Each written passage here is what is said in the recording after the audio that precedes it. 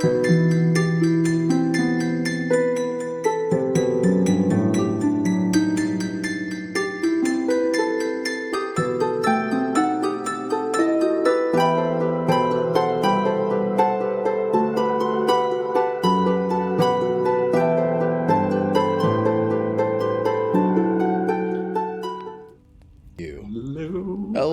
everybody, and welcome back to Known Realms Tolesh. Welcome to Chapter 50. We are hitting that midlife crisis. Only our adventure's just getting started. Before we dive into tonight's game, let's go ahead and introduce our players, starting with David. Also, quick thing, peep that art done by our very own Angie. New updated whistle look. What?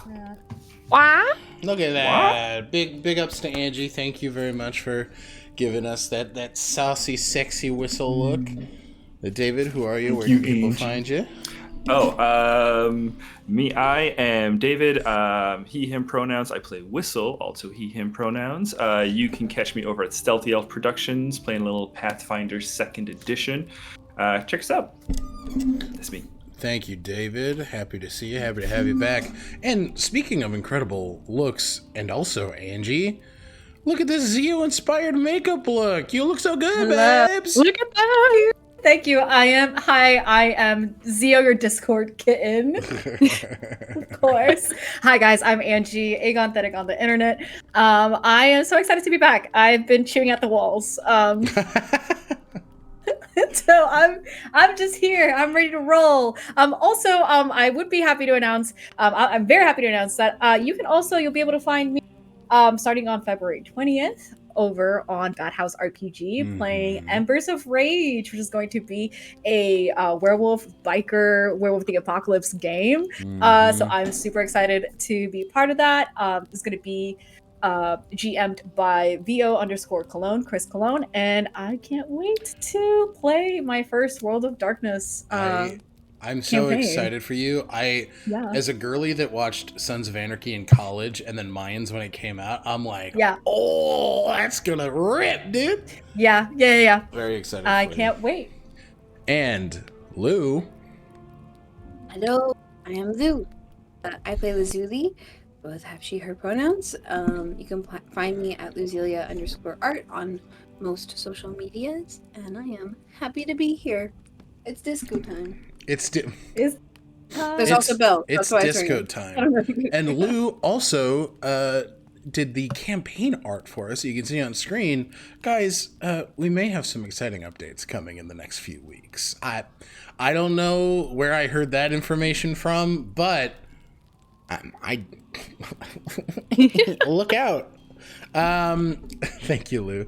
Last but certainly not least, Button. Hello, I'm Button. My pronouns are they, them. I play Echinacea Belrose, whose pronouns are also they, them. You can find me on Bluebluebutton on social media, and I also play every other Saturday over on Stealthy Elf Productions in Unearthed Inheritance. Last night, David made me unconscious. Alec. Hi, I'm Alec. My pronouns are he, him. You can find me all places on the internet at Tales Archive. Now my own personal Twitter/X account, Archivist Alec. Check it out. Things are going to be unhinged over there. It's now separate from the Tales Archive brand. I play over at Heroes of Hysteria, Unearthed Inheritance as Finn Reese. He did not get beat up nearly as much, but he did get cursed, and now a whole lot of people are not going to like him. And I think that's really fun. I also want to apologize in advance. I'm still a little sicky, have a little bit of a cough, so I might mute or, cough. So just a heads up in advance if people have auditory issues, like right now. I may cough a little bit, but thankfully we have wonderful people here to talk and tell a wonderful story together, so I can shut my fucking mouth. Socials are the best way to stay in contact with us and see what we're doing and when we're doing it. We do have an open Discord, and all of our sessions are up on YouTube, so you can go ahead and check. Wow, typing is really hard, you guys. You can go ahead and check that out. Also, we still have a donation link for the Palestine Children's Relief Fund. Just to support the people in Gaza. We support a free Palestine and denounce the actions taken by Israel. So if you are able, please support a vetted and good cause. Anything else? Big thanks to Lupine Honey, Caroline Birdie Bristlecone for sponsoring the show. Go ahead and check out the link in chat. Use Tales Archive for 10% off of your purchase. I hear that due to some recent cancellations, some of their fandom merch is seeing a bit of a 20% off sale. So go ahead and check it out. Use Tales Archive for 10% off. All right. Hi guys. You guys ready to play some Dungeons Dragons? Let's play Dungeons Dragons. In our last chapters, What I'm Capable of, an interlude, we picked up within the castle of one silver dragon, Ishror. The place is kind of stacked. It's pretty great. The crew, this was like a session or two before, but the group saw like, I'm so stuck on this little aquarium where like denizens of the sea can just kind of pop and be like, oh, what the fuck is this? And then that turtle lives rent free in my head. Pop in and be like, nah, actually, I'm good. Thank you, though. We actually pick up with Lazuli and Durwood heading into Lazuli's room. Two rangers spend time talking about their draconic benefactors and their experiences as rangers. It's clear that Lazuli is finding herself more and more uncomfortable in her home than she was previously. She is spending time cleaning where things would take a much more organized chaos sort of aesthetic. She talks about to Durwood about Regis and what his collection looks like as opposed to Ishror's, and it's clear that Regis is the draconic red dragon benefactor of Durwood and father of Pepper. It is clear that his is more of a trophy collection. His prized possession being a Marquis of the Treaty brought forth to the Primordials during the Draconic Primordial War as it's clear that at some point in history the Primordials had issue with dragons and were fearful that they were going to lord over the lands that they had so intimately cultivated. The dragons, Byraxes, and a red dragon who is not, a golden dragon who is not named, brought forth a treaty and wanted to make peace. The two talk about their love for rangering, and it's clear that Durwood seems to have some interest in Lazuli past rangering, but we'll see where that develops. Pepper is also a fan of Mama Lazuli. We then pick up outside where Zio races the Elder Wyvern amidst the clouds. This old girl kicks off a little bit too hard and is not able to keep up with Zio, the much younger and much more deft individual, especially with his lineage connecting back to the air elementals, the Vakron, the primordial beings. It is a close race at first, but Zio absolutely, especially with the interesting feeling of support in the clouds upon Ishror's estate, Zio wins. But the old wyvern does not take it hard at all. She roars in celebration of Zio's victory. The two then land outside of a small pool where the soon-to-be-named Donut reaches into her little pond and pulls out a salmon to congratulate Zio on their victory. The two share the fish and have a conversation about Ishror, the fact that Donut does not necessarily view him as a friend, but he's comfortable and he's safe, and she enjoys it here enough. And it's a good place just to spend her twilight years. The two then curl up together out in the cloud sky-covered mountainous castle of Ishror's estate, and they fall asleep together, Donut taking on a bit of a maternal protective position, as if Zio were one of her hatchlings. Things take a bit of a turn here, gamers. Whistle has a conversation with Isradon. He touches back with his a lot of dragons recently. Hey, we're getting to the dragons part of Dungeons and Dragons. You know what I mean? Touches base. It's been fucking a month since I've done this, and I think I'm doing okay. Whistle touches base with Isradon, the Red Draconic captain of the Iron Legionnaires of Josiertu, and it's clear that he wants to set terms. Isradon makes it clear that she will have counter terms. David, what were the terms that Whistle set? I believe it was, don't fuck with my friends, where Isradon was immediately like, they don't fuck with me, I'm not gonna fuck with them.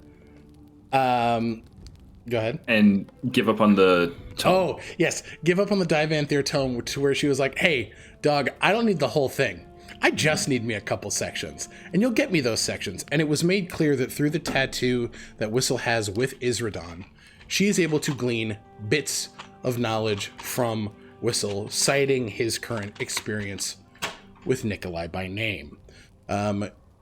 She recommends that Whistle get in line, and that Whistle do this not for his own sake, but for the sake of Nikolai and the limited amount of time that he has. Whistle mentions that he will consider it, and the two end their correspondence. Excuse me. Echinacea and Kaelin, doting over one another, find their way to the Chapel of Aelfwin within Ishor's castle. Once within, and at the recommendation of Echinacea, Kaelin recites his story to the Drow Goddess. Drow Goddess? Hello? Drowish Goddess. Holy fuck. Echinacea sees within a holy water font the events of the cleric's life, from his time as royalty in Zendrix all the way to his escape with one Christopher Elmsong. Kaelin and Echinacea, connecting and reveling in this sharing of a story, conduct a ritual, Echinacea citing the magic in the making of a myth, to reforge the sword once known as the Song of Arvindor. As the sword is remade, Kaelin takes his oath, the Oath of the Truth Seeker. His new blade takes on the same name. Echinacea and Kaelin close in on one another as we fade to black within the Chapel of Aelfwin. Womp, womp, womp, womp, womp, womp, womp. Lazuli! God, yeah. Well, Lazuli heads to Ishor's office. That was a fun conversation, wasn't it, gamers? Where Lazuli pretty clearly and standing her ground asks Ishor to be honest with her. The two talk about Ishor's hypocrisy, how he finds himself being much more akin to Casimir Bray, Echinacea's father figure, than he would have previously liked to admit. He also reveals his connection with Pepper, that he is responsible for her lack of draconic features like wings and the ability to shapeshift. He then promises Lazuli in that time that he is going to work to be the parental figure that he has lauded himself to be. He's going to work to understand and change, and he is also going to take Regis's criticism at face value, and whatever punishment they deem necessary is one he's going to accept, because he feels that he has done wrong and that it is time to atone. With that, the two separate, and we move to Zio. Yeah, we move from Lazuli to Lazuli. Zio, who casts Sending to Iolus, connects with his father for the first time in a while. The two discuss Whistle, and Iolus does not trust the fact that Whistle is with the group. He trusts Zio, he trusts the party, but he's made it clear that Whistle is not one that he is willing to trust. Zio reveals the entire truth of the Union of the Tranquil, Istris, the Tetheriums, as well as Wit and Ulma, and my boy Iolus didn't take it too well. Echoing sentiments made by Echinacea in earlier sessions, Iolus communicates his fear, his love, and his caution to his child, telling Zio that he trusts them, but he does not like the path that they currently walk, and he would not recommend it. After hearing each other out, Zio is able to talk to his mother, his namesake, Ziomara. It's clear that the sorcerer misses home. Zio promises to come back to the Isle as soon as they can with all of their friends in tow. Zio seems to walk away from this conversation missing home and a bit more introspective than they were before. Then we find Echinacea and Whistle within the library to do some big-time research. Kaelin and Lucian are there too. I will say, I'll get the NPCs out of the way. Lucian is in the library doing research on the Sunwall Academy. He's writing down plans for the group's eventual break-in and seizing of the primordial diffuser. Kaelin is there being a doting partner and also helping in research in regards to extra-dimensional spaces.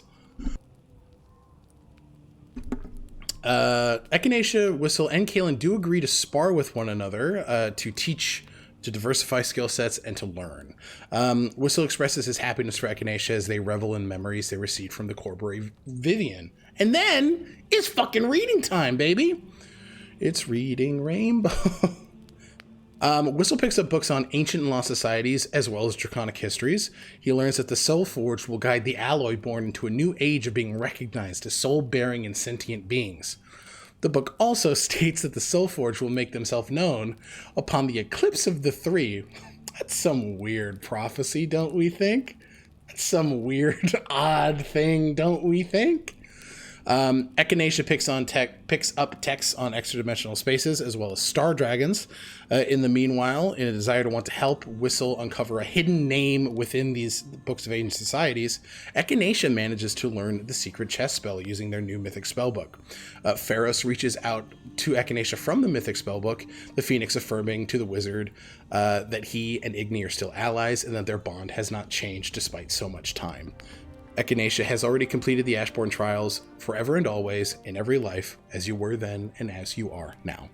While studying in the library, Whistle brings up his path and his belief that killing Lord Tarvish was the right thing to do. When Echinacea asks if Whistle thinks they should have tried to kill him, this is our bit in the interlude, Whistle tells them no, he thinks that their way is different and is perhaps the right way. Reassured, Echinacea affirms that Whistle's family now, and that their paths are shared. Whistle offers Echinacea a training session to prepare for the future attacks like Lord Tarvish's, with the hope that its deadly outcome will not be repeated. The group goes outside. Surprisingly, Echinacea and Kaelin take the bout. And then Echinacea and Kaelin learn about those extra-dimensional spaces, seeing that their possibility of a grand library is much more possible than before. And it seems that the Kiln of Hollows may have originated from a star dragon. Lazuli, we find in her room sort of sitting thinking about her time, her new state in connection with death hags. She learns that through the divine feminine power that is the Ith and Pax, she will be able to embolden herself physically. She will need up to 5 packs to be able to begin re-healing herself. She learns that some death hag covens often travel to underserved communities and masquerade as plague doctors, spreading death and disease to benefit themselves. She also learns that other more benevolent covens act as end-of-life nurses, caring for those people whose times draw nearer and nearer. And then we get to the meat and potatoes. Zio approaches Ishroor outside to talk about the Tetheriums. The two have a emotional and surprisingly empathetic conversation with one another. It's very clear over the course of the conversation that Ishroor and Zio share a lot of feelings. They are very similar in the way that they see themselves. Not being able to do enough, not being able to be enough, not being able to break expectations and be more. Feeling that they may have to give parts of themselves to be worthy to others. Through the conversation, these two connect, and it's clear that Zio wants to take a different path. As Ishroor approaches and says, well, do you want to take them? Angie, what did Zio say?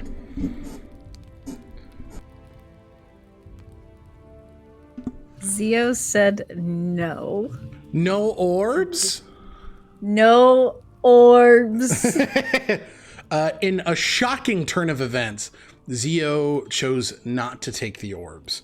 After hearing the words from his party, after hearing the words from his father, after hearing the words from Ishwar himself, it became clear that Zio did not have to become people like Alma and Wit to understand and empathize with them, to appeal to them, or to be strong. In that moment, Zio decided to shed his selfishness. And so, he did not take any Tetheriums, but Ishwar did indeed offer a draconic gift, plucking a scale from his body and gifting the feat gift of the metallic dragon to Zio. All right. Before we dive back into our party, the snow-covered lands of Shenthir are becoming more and more brittle and cold. Snow is rolling in over the Wavern Peaks. The clouds are these beautiful dusting white mixed with a stark charcoal gray. The crackling of a fire outside is heard as the undeniable crunch of footsteps through snow march forward. A small creek just bubbles enough as the heat from the bottom of the water rises to the surface. A hand gently enters, plucks out. The camera pans and we see an individual black woman, dreaded hair behind her head, wearing light armor, looking at the fish and just going, "Got you, fucker." Puts it in a bag, looks over, see another individual, a large tiefling individual sitting in front of the fire, leaning forward, seemingly talking to a lily rose in a bushel, speaking a language that this other individual cannot understand. But there are these bouts of fractals, bright lavender and pink motes that sort of float into the palm of this large tiefling man. Takes them in common. "Thank you for sharing your feelings. I will hold them close, and I will honor them." Looks over to the other individual. "We should stop marching. We'll get there by the end of the day." "Oh yes, we will, and it will be wonderful." We go back to the night. And we're going to pick up with Lazuli. How are you spending your evening? You've made these charms. Yes. Let's see.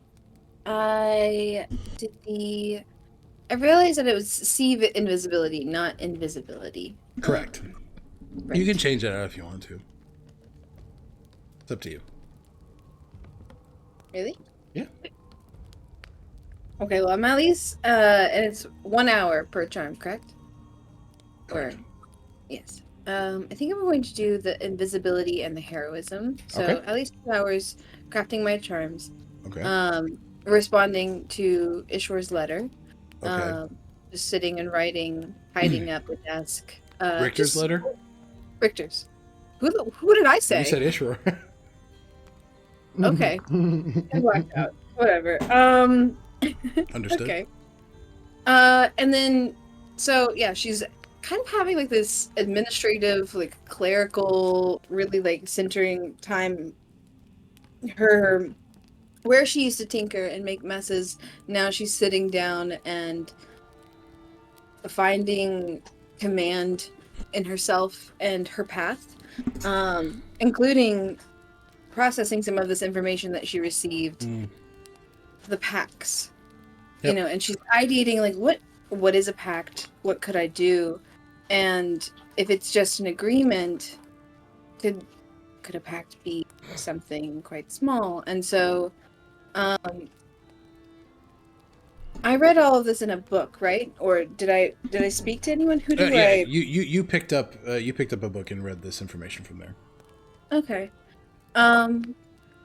Let's see. I'm going to go seek out. I'm trying to think of who I know has the most experience with like hag packs personally. I mean, you know, Ishwar would have a good bout of information. You know that Lucian does as well. I was thinking Lucian, but I wasn't sure. Yeah. Yeah. I mean, he's got hag rot, so they're. Yeah, I think I'll strut over to Lucian with some ideas. So I don't know what he's up to. Give me a perception check. What is he up to? That's a 21. 21. You head into kind of like the hallway where the quarters where everybody's rooms are, and you see coming down the hall, rubbing sleep out of his eye, is Lucian, just sort of, fucking asshole, stupid prick. I hate him. I don't like him. Good morning. Maybe. Good evening. It's the night time. Hello. What? Did you just wake up though? Yep. Or are you tired did now? actually. No, I didn't. I did actually just wake up. Okay. Why were you sleeping? Well, we did a bit of training with Whistle and Echinacea, with Kaelin and myself, and Kaelin put me to sleep. In what way? With a spell called Sleep. Okay. Quite literally beat the shit out of me and then put me to sleep. Yes. I see. Would you like some coffee or tea? That would actually be great. I have plans for the evening. Yes. Well, she kind of like gestures to like walk with her, kind of thing. Like she takes like to grab his arm. He sighs, takes the elbow, and starts walking. Yeah. What are your plans? What was that? What are your plans? I'm going to continue some education. May I join you? No. What? No. Why? Because I said no. Well, could you spare a moment to assist me with my own education? Yes, absolutely. We're walking and talking right now. She stops, like, in her like, she has been ticky-tacking, like, not floating, but, like, her little heels have been, like, echoing throughout, and she just, like, immediately stops, and is just like, why are you being so rude? I'm always rude. Why are you surprised? No, you gave me a gift, a hairpin. And your hair is down and you haven't worn it. So who's rude here, Lazuli? Mm-hmm. I have the right to style my hair as I wish. As I have the right. For your information, I had my hair up while I was working on something that I would like to show you. I would love to see it, Lazuli. As I just said, I got my ass beat, and then I was put to sleep. Excuse me for being just a tad grumpy. And I've offered you coffee and tea. I agreed. We're going to get it now. What are your secrets? What do you... I have many. The ones which you are refusing to tell me now. I want to go teach Echinacea to fly. Because I got them the boots. What? Well, why is that secret? I don't know. Well, okay. Because it's a surprise. Surprises are secrets. I'm good at surprises. No, you're not. Very well. I won't tell them. Thank you. Thank you. He does the pinky promise. All right. So, and she has her book in her hands, her journal. I've been thinking about something. No, continuing to walk. All right. Would you like another pact? He stops. His clitter clatter stops. He's just like, what? Yeah, that was a bit of a joke. No, it wasn't. You know what? It's not, because Elizabeth has done the exact same thing to me. She'll say something half humorous, and then it'll be actually what she wants. So, a pact. What is the pact? Well, I don't know yet. Okay. Why do you want to make a pact? But if it's purely just an agreement between two individuals, it could just be I'll see you tomorrow morning for coffee. And then I understand. So you are testing what your ability to make packs looks like. yes. And if it could be something that is actually beneficial to the person and small, and it's more of a quantity versus quality type of agreement, Mm-hmm. it could be beneficial and attainable in a reasonable amount of time, and then I could feel better.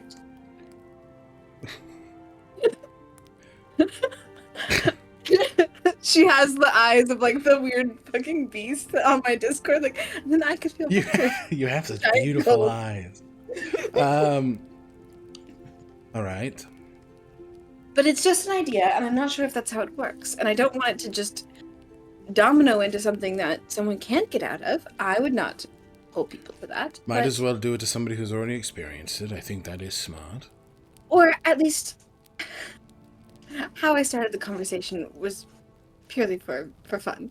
Mhm. But you could at least give me ideas of, or help me with the types of agreements that would actually be beneficial, or the loopholes.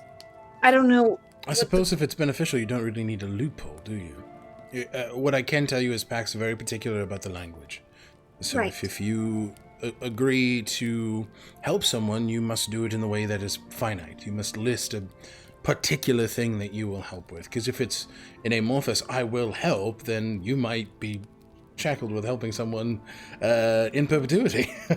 Right. If you're not very particular, that help can be stretched into not just one situation like the one you've pitched, but as many as this person can enact while they're alive. So, precise language is great, and Is the power? I know that the power is somewhat dependent on the actual verbiage and quantity scale of the actual pact, but is the completion of a pact, no matter its size, important as well? So if I were to say, I will make you a scarf or something, no, and that was a pact. Or so, but it was completed. Would that still count? Because I know I need to do at least 5 in order to start feeling better from the hag rot. And I'm fine now, but no, you're not. Oh. I only say that because I repeated the same lie. You're not fine, and you don't have to be. and if it could be used to help my friends too, and give them something, then and take away the power from Elizabeth, and start to grow and understand my own skills. How about But at this? the risk. I will make you potions that could be good for your friends, Okay, and you make me a scarf. a scarf. Is that what you want? Sure. It is cold here. Yes. Do you have a color that you like?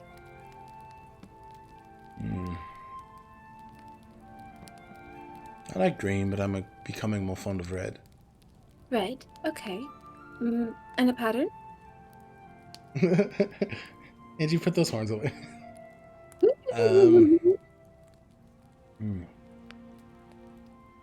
No. Be as creative as you like. Very well. I think I have something in mind. Pact initiated. Wait, Put should a we- hand out. What is the duration of this agreement? As soon as those things are done. Once How you're many handed potions, I'll give you 5. 5 potions. And 1 scarf. Yes. Thank you. Lazuli, you feel as this whisper sort of washes over your ears. One pact. One connection. Power swells within you. What will you do with it? Only time will tell. Not Elizabeth, not a voice you recognize, but one that feels wholly connected to who you are now. You imagine that this might be the Ith reaching out to you. I'm into it. Shut the fuck up. All right. Stupid pun insert here. Sweet. Okay. Okay. And we gonna get coffee? Yeah, you and Lucian go have coffee for a bit. All right. We're going to. I'm ithening to it. Shut the fuck up. I hate you guys so much. Oops, all pack session. I'm sorry. I'm catching up on the player chat on Discord. Zio, we're gonna pop in with you. You head back to your room, if I'm understanding correctly, after this conversation with Ishror. How are you feeling, and what are you doing as you're sort of settling into this acceptance that, you know, you've chosen to not take the orbs, and you've been given this gift despite this long and somewhat difficult conversation? The blessing that Ishror gave Zio, you said that Ishror removed a scale from himself. Yep. And gave it to Zio, and that in itself is the blessing, correct? Correct. I think what Zio will do is has been holding this scale in their hand, kind of staring at it, and will follow the path back to their room. And before going to bed, I think they make sure to try their best to kind of pierce a small hole through the scale, and then loop a string of leather around it. Okay. And then keep it as a necklace. As a charm. That's a charm. That be part of the blessing. I think there is a period of time where Zio will look at themselves in the mirror, in this room, this place that is not their home, but is a home to someone that they love, and not feel a sense of detachment, but feel a weightlessness and just a deep sense of tiredness. And I think they will lay in their bed. Actually, no, they won't lay in the bed. I think they will lay on the floor. Okay. And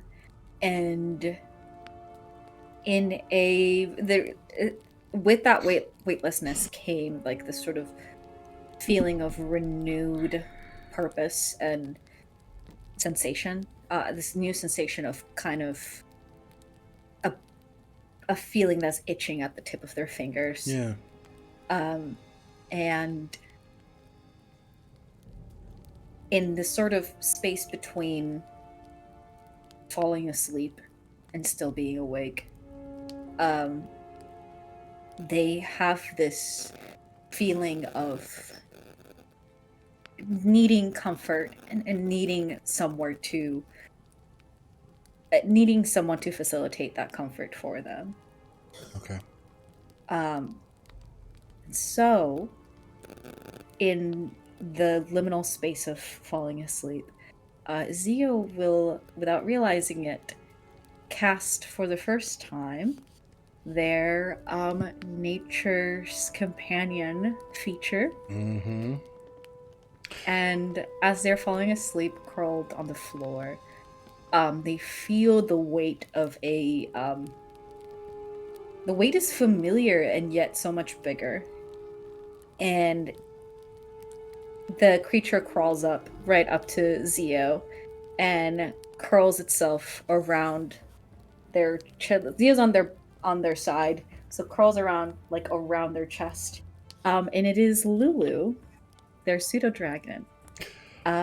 They've changed quite a bit given this deepening of your sorcerer's Yes. sorceress abilities. How has Lulu managed to change?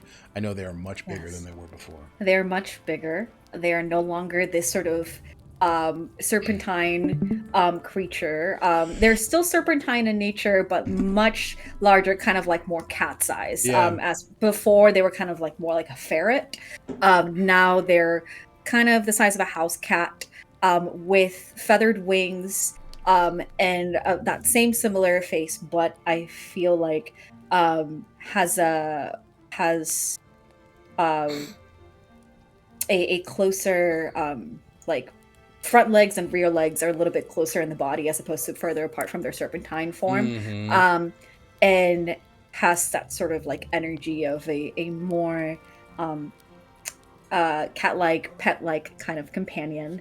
And they just curl around and fall asleep with Zio. And I feel like Zio doesn't understand it and won't understand it until they wake up. That this is Yeah, yeah. It's been a long day. It's been a long day, and there Mhm. have been a lot of feelings kind of flowing through you. You do hear just before you fall asleep is that kind of like, it's like a combination of purring and like a rush of wind. It's almost this like this really comforting just natural phenomenon, as you just hear Lulu sort of like tuck behind your ear and just be like, I think you're very strong. And I'm happy to be here with you. Thank you for being my friend. And sleep well. You see like a tongue across your forehead as you're just immediately lulled to sleep. I think like right before Zio's like, go to sleep. Just, okay. Lulu just sort of like curls up, much like a cat, and absolutely falls asleep. All right, Zio, you can take a long rest. All right. We're gonna check in with Whistle. You're coming in from from this bout. You're feeling a little sore. You're a little road worn. Yeah, battered, how are you bruised. feeling? Yeah, he's gonna try to find a place to crash for the night. You've been given a room.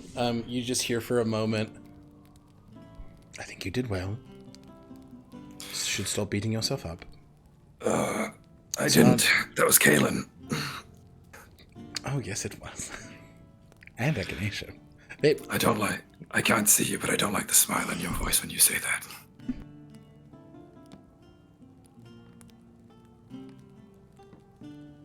I'm sorry.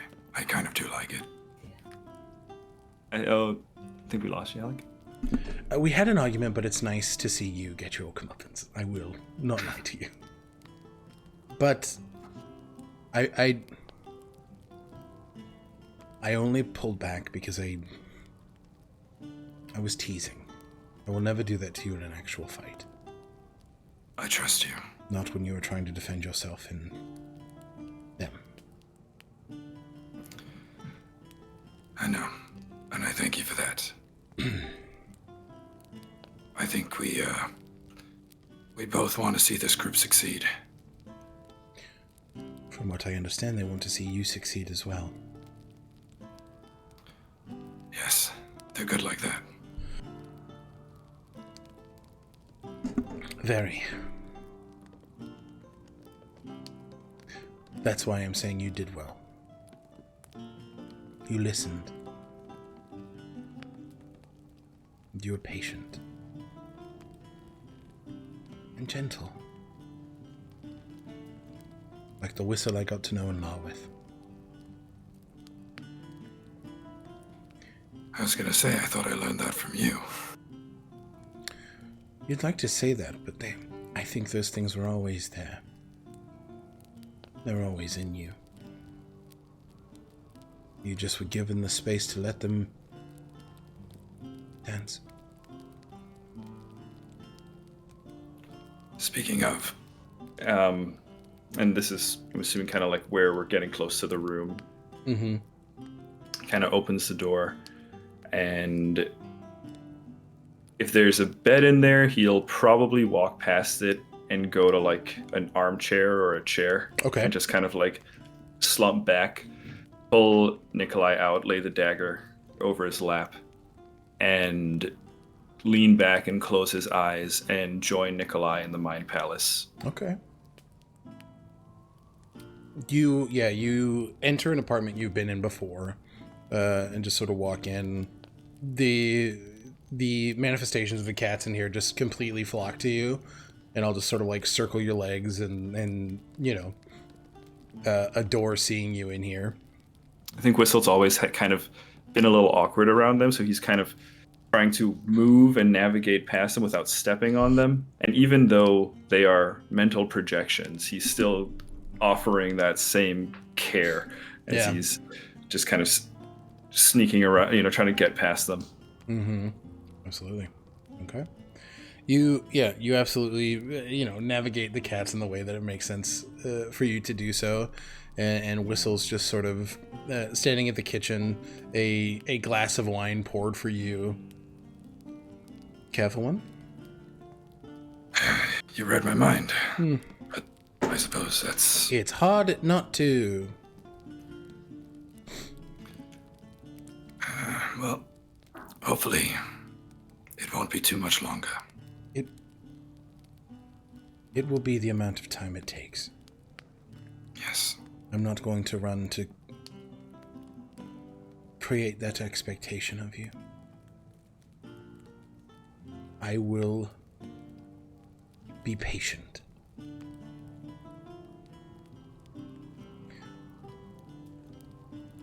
Don't...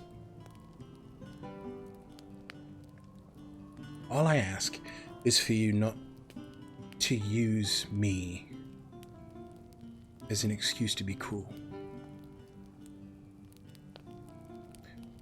We will find the answers we're looking for. I just don't want to hate myself by the time they're found.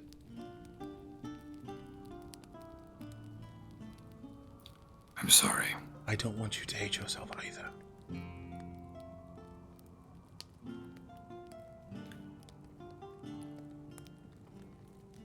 Thank you for saying that, and as you know, I won't apologize for killing Lotavish, but I am sorry for the part I made you play in it. Thank you. Thank you.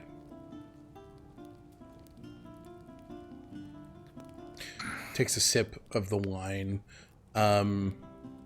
Give me a perception check here. Sure.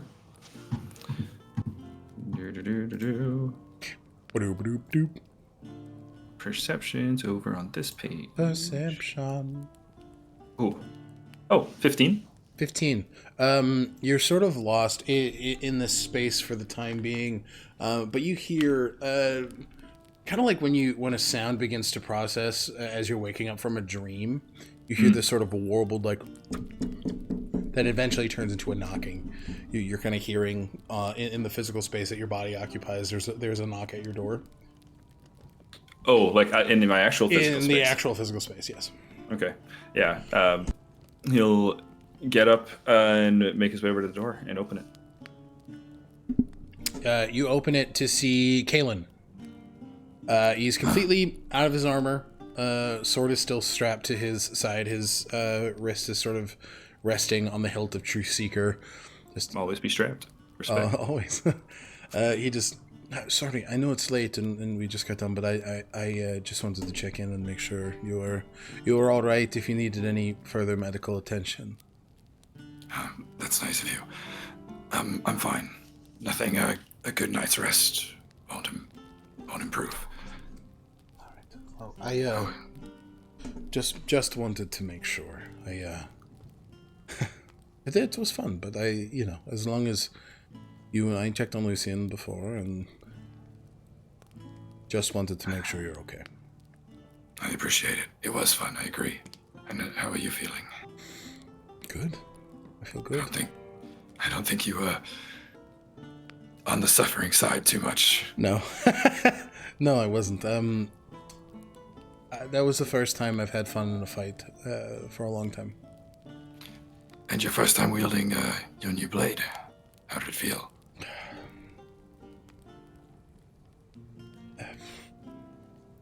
It felt right. It felt like it was mine. And felt light. Good.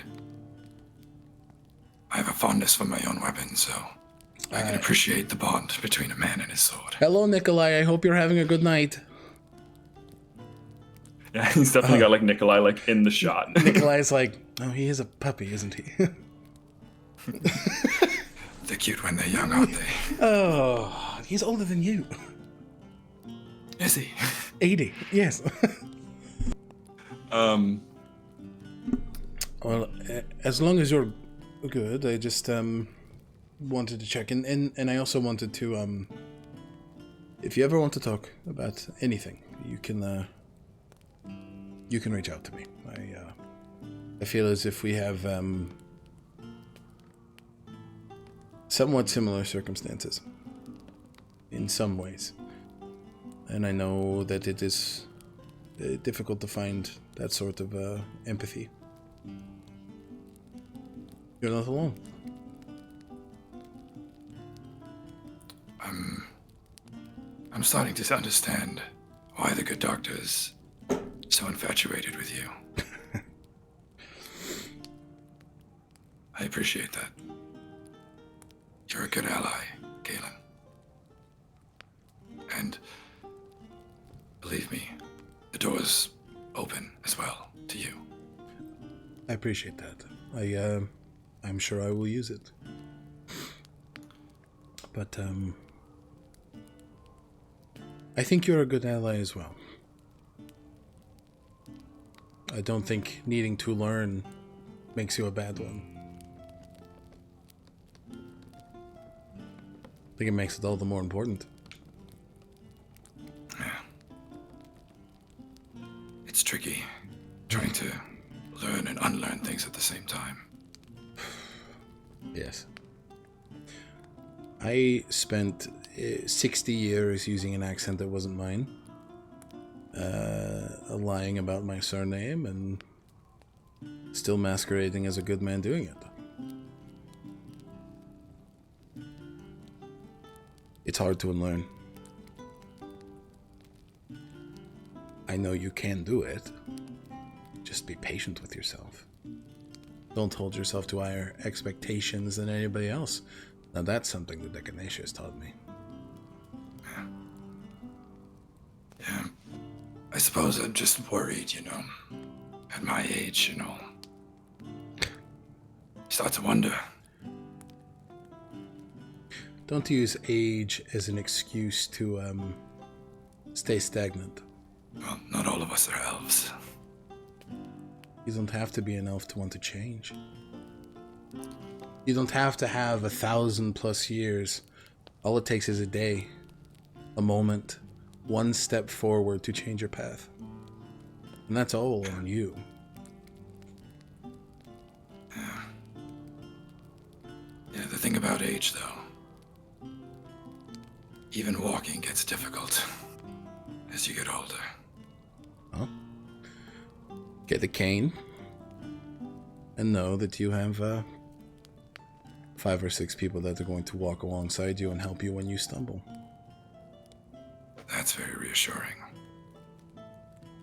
Nikolai, do you think you can become a cane? He does. Ooh. It's a cane sword, of course, with the stats of a rapier, course. but it is a cane. Ooh. Well, I suppose you can lean on me if you like.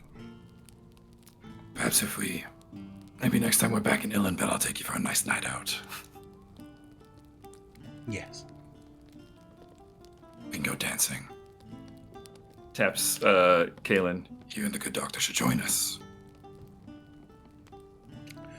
I know they would love nothing more, and I would be delighted to do so.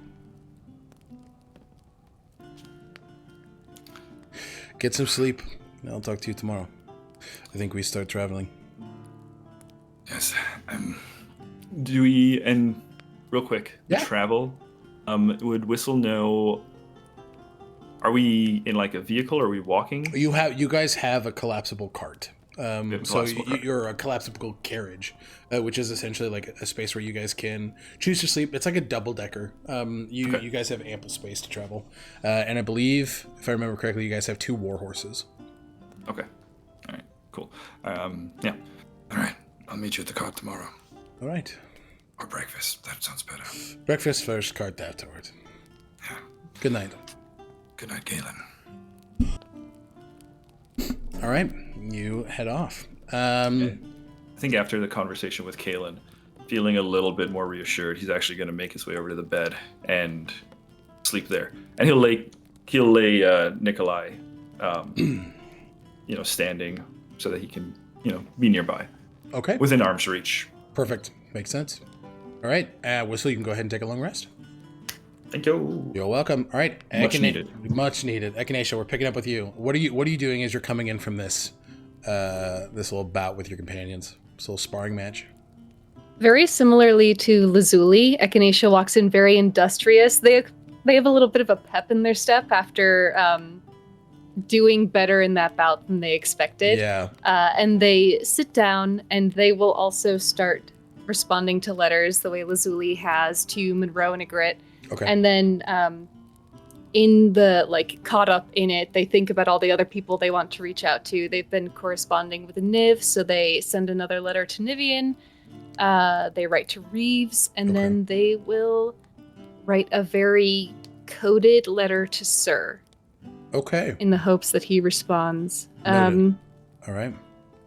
And then they have a little journal off to the side where they're making notes after the combat, where they note everything they didn't do. And they have a list of Lazuli, firearms. Lucian, close quarters combat. Whistle and Zio, ranged combat. Zio and Lucian, dexterity. And they're making a list of all the ways in which they want to improve in combat that have nothing to do with magic. Yeah. Yeah. And then they write flight and they list everyone because everyone can fly. You see a wisped, shadowed hand sort of pop out. Don't forget, keep your eye on your opponent. Make sure to put that there. There were a couple times where you looked away, and we just want to make sure that you're not doing that. Idwolf, there's more than one opponent. What do you do Swivel. when there's a... Well, unlucky for you, you Swivel. actually have eyes on the back of your head. What do you mean? Me. Can we do... A wolf head just sort of spouts out of the shadow underneath you. Yes. We can do The that. shadow puppy, they'll give head scritches. Oh, no, well, Yep, okay. no, yep. Yep. Good, thank you. Feel good after that? I do feel better. Good. How do you feel? Good. You didn't get to do much. I'm sorry about that. I'm not upset about that. I think, after so much time of having to do that, it was actually kind of nice to get to not. If you like, if it would be better for you, you don't ever have to come out in combat. That's the thing, right? You ask. Before I was ordered. I always know I'm being taken into account. And that means more to me than anything. And you saw me. I have fun. But it's because it's on our terms. Not on anybody else's. Our terms. Thank you for I will say... checking in. Oh, you first. I just said thank you for asking. You matter to me, and I don't want to make you do anything you don't want to do. I know. The same goes for you. Partner. Put her there, partner. We have this weird experience, I just have to say it. When you Yeah. want to bite someone and you're not a dog, I want to bite someone. I just think you should give in and do it, like once. I don't want to. I don't actually want to fight a person. I just feel it. You know, I don't think you don't do what you don't want to do, but I will work to make that dark urge much less apparent. No, you do you. It's just something I've noted. Thank you. Yeah, that makes sense. I was... It is a relic of the past, and I understand that it's an impulse I have. But... Well, maybe looking forward. I've learned a lot of new magic today, and I think I would like to help you harness yours. Because you were talking about how you can't do magic back when we were in Illenbell and Whistle was being attacked. Right. But I can feel magic that I didn't have before, and I know it's because you're here. Maybe like my face, kind of, you see the flash in your mind of the Mind Palace where you two are able to sort of like uncover just a bit of those facial features. Yeah, maybe that's something we do together. We learn. Well, I trust you, and I think that would be smart. Give me the ability to help in a pinch where I see it necessary. Agency. Agent C. No. Agency. No, I got it. I was trying to be funny. I think I was an idiot in my past life. You're very smart. Give me a perception check here.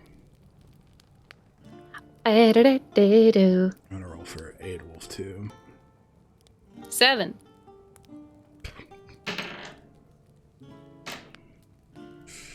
You don't notice as the lock in your window unlocks. It was Angie going. The lock in your window is undone as just this slow Sick. opens, quiet enough to where you're not able to hear the tiptoes and skulking across the room. As it's too late before you feel your hair tucked behind your ear and a hyacinth put there. Oh. Hello there, good doctor. Jesus Christ, Lucian. Whoever that is. Angie forgot Lucian was a rogue for 2 seconds.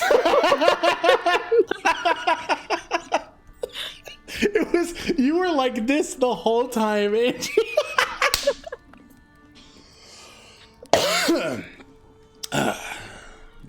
I heard as we were walking in that they were your favorite, so I grabbed you one.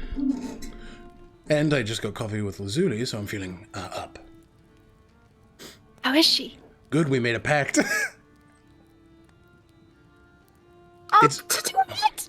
Well, I'm going to make 5 potions that'll be helpful to you all, and she's going to make me a scarf. Oh.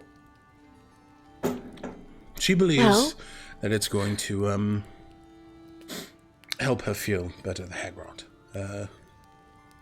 Drawing power from the earth and supplementing herself in a positive way. And I'm familiar with mag pack, so I made one. That's so smart. Yes. She's so fucking smart. A big brain in that little fairy body. Big brain, little fairy. Oh my goodness. Okay.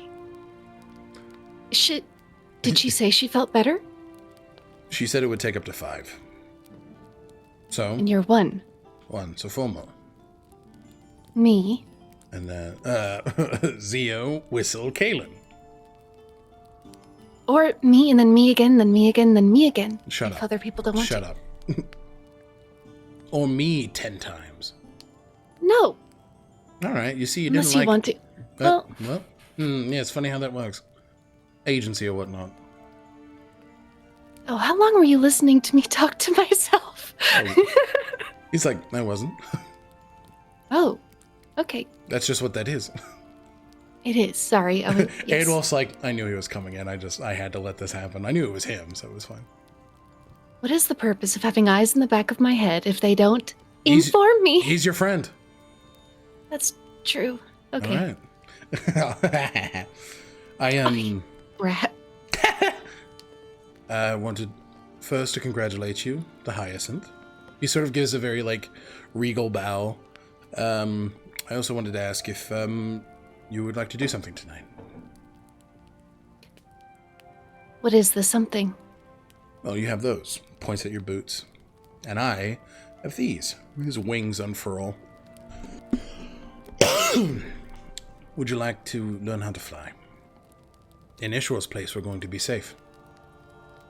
The clouds won't let us fall. So it seems like the perfect place to learn. Well, it is on my list. Echinacea going to take the hyacinth from their hair and have it join Rivden. Yep. The purple rose from Kalen yep. in one of their terrariums. You hear as they say hello to one another and introduce themselves. The hyacinth is named Heather. Heather, it's a pleasure to meet you. Hello.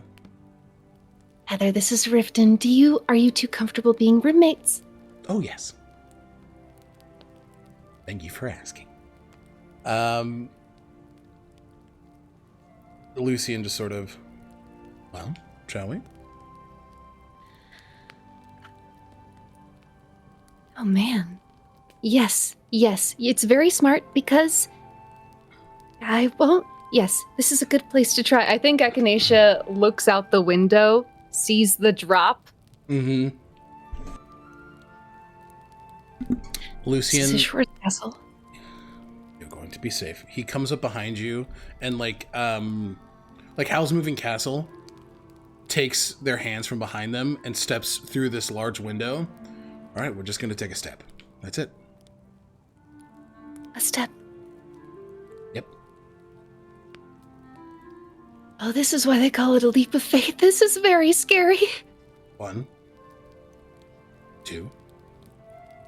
You guys step outward. Is there any flare to your boots activating? Yes. As Echinacea takes a step forward, there appear 7 tiny blue motes of light underfoot. 7 miniature stars made manifest by the magic of Minri, just in the same way as when Echinacea resurrected Zio, and stars appeared underfoot for Zio to climb into the sky. Yep. In the same way, these 7 motes appear beneath the sole of the boot and zip out in 7 different directions, lighting the way of Echinacea's possible paths. And as Echinacea chooses one of those blue motes on the horizon, they leap toward it. Okay. They don't Superman fly, but they bound this impossible length, still held, but under their own agency. Yeah. They leap and bound that impossible length until the ball of their foot alights upon a mote that zoomed ahead, and 7 more zip out in different directions. All right. The way I see it, we count to 7, and then you do this on your own. Okay. Well, can we do a couple more practice ones? Yes. You two step from moat to moat as you hear the large leathery wings of Lucian just sort of kind of bat forward as he's flying. You're stepping on these moats, and as you do, you get to 7, and there's a point where you recognize that you are doing this all on your own. And he is doing like aerial aces underneath you and flying around. You're a natural.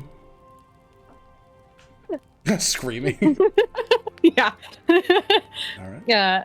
As they scream, these motes keep spreading outward and outward, dissolving as one is chosen, the rest fade away, and Echinacea will corkscrew from one pinprick to another across the sea of darkness, sort of lighting the way as they go.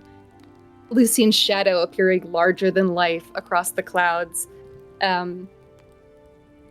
And they, just sprint across starlight, skimming clouds awash with the brilliance of the boots of their murderer.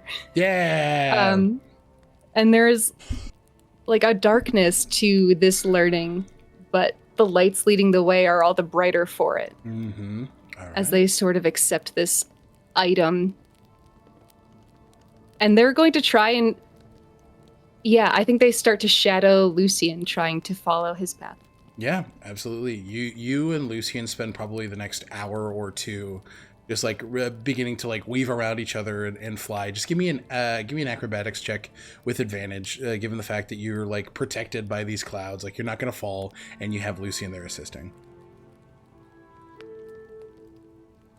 Hashtag no fall damage. 15, more than enough. They're definitely not nearly as graceful as Lucian's like spins or turns are, or like even in the way that you've seen Zio spin in the air, especially like right when you guys got to Ishwar's castle. Zio was a corkscrew themselves, just going meow. Echinacea tries to mimic Zio, and they go foof and disappear into a cloud. Yep. But with that, you guys spend the next hour or two flying. All right. And that is a great place to take our first break. Everybody, if you haven't already, go ahead and take a long rest, because I imagine folks are going to sleep after that. I think the only ones that did are Zio and Whistle. Correct me if I'm wrong. Okay, great. We will see you guys in about 10 minutes as everybody wakes up in the morning and we get ready to start traveling. All right, everybody, we'll see you shortly. Bye.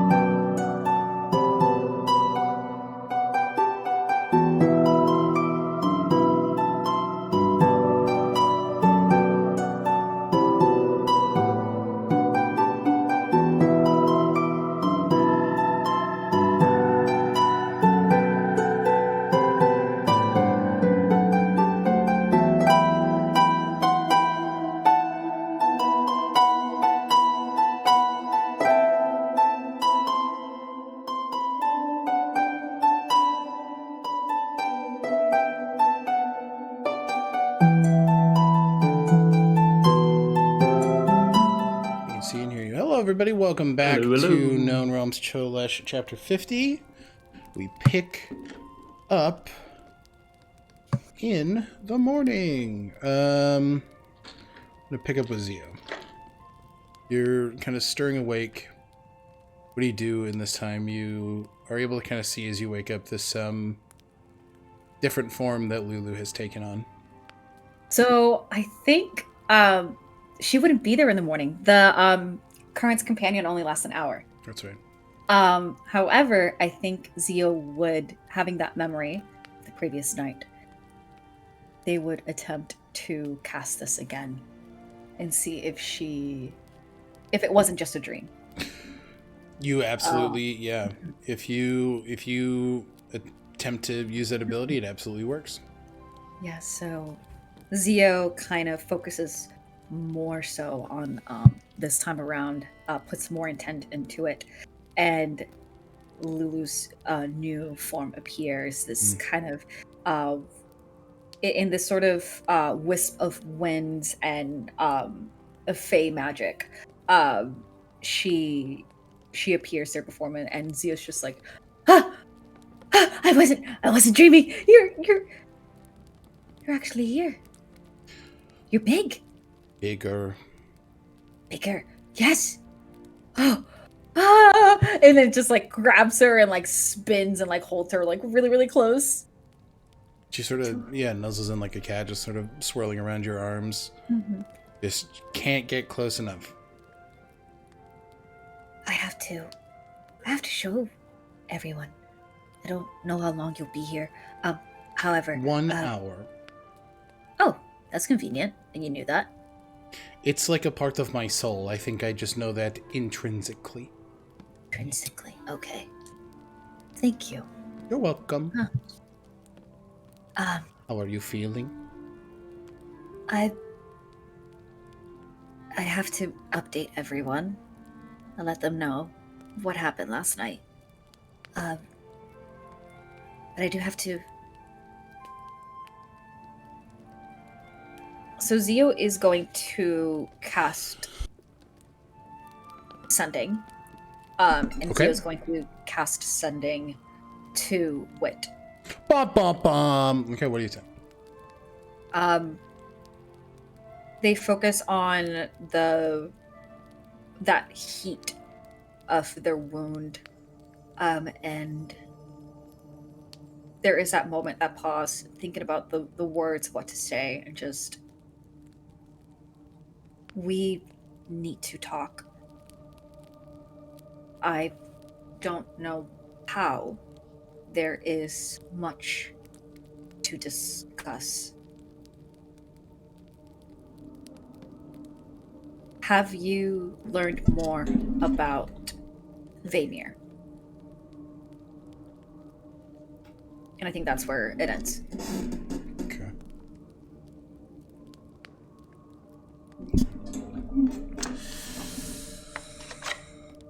It's a few moments before you get a response.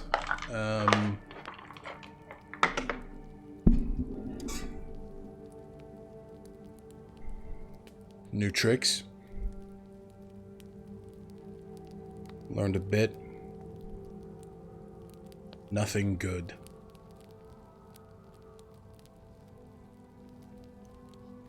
What are we talking about? Where do we meet? How can I trust you?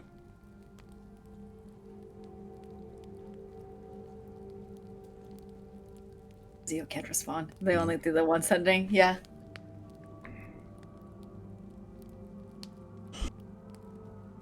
But you indeed got that response from Wit.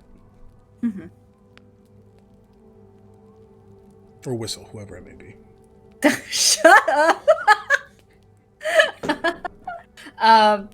Zio kind of like huffs and says, well, you always telling me that I have to trust you.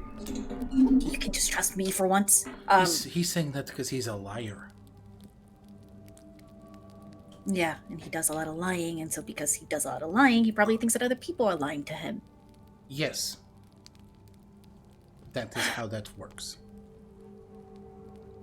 we have a lot to say and do with the others. How are you feeling about that? What do you want to say?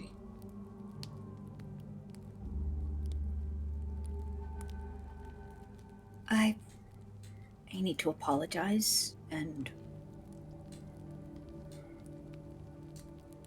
I need to let them know that I might not be as strong that I was hoping to be, but that doesn't mean that I won't be. Well, and she kind of puffs her chest out. You have me now. She tries to look buff. She's like a ragdoll cat, right? Like she's not even like a Maine Coon. She's just she's just the beautiful girl. Beautiful. I won't continue, of course. Beautiful girl. And it's like, you're still right. How could I even think of myself as being any less? That's not. I did not tell you not to feel your feelings. I'm just saying that we're growing. Yes. And it's very apparent with your size. I'm like taller. Oh my god! I can play with Pepper better. You can play with Pepper better, but only for a few minutes. 1 hour. 1 hour of play, and then maybe not today. Yeah, maybe not today.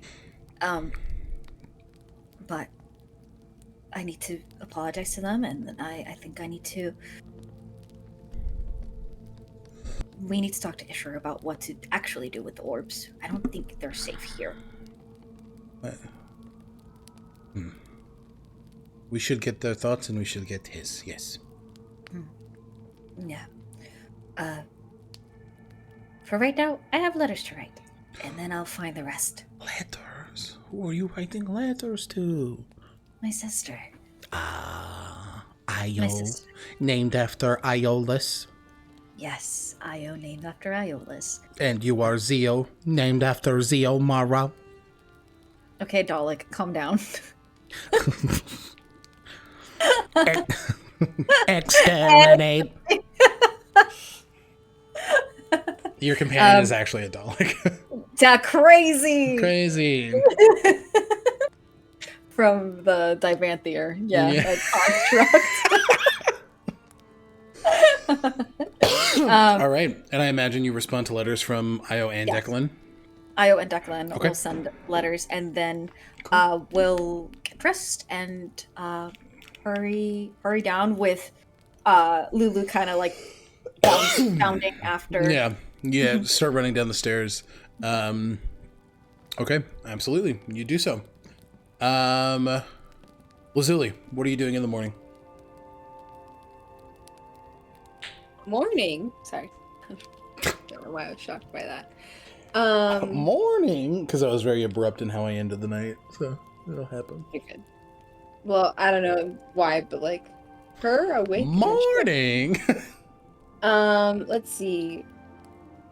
We'll probably head down to the kitchens and see what's up with maybe Lapis and Aura, or whoever's bopping around the kitchens in the morning, and just see what the plan is.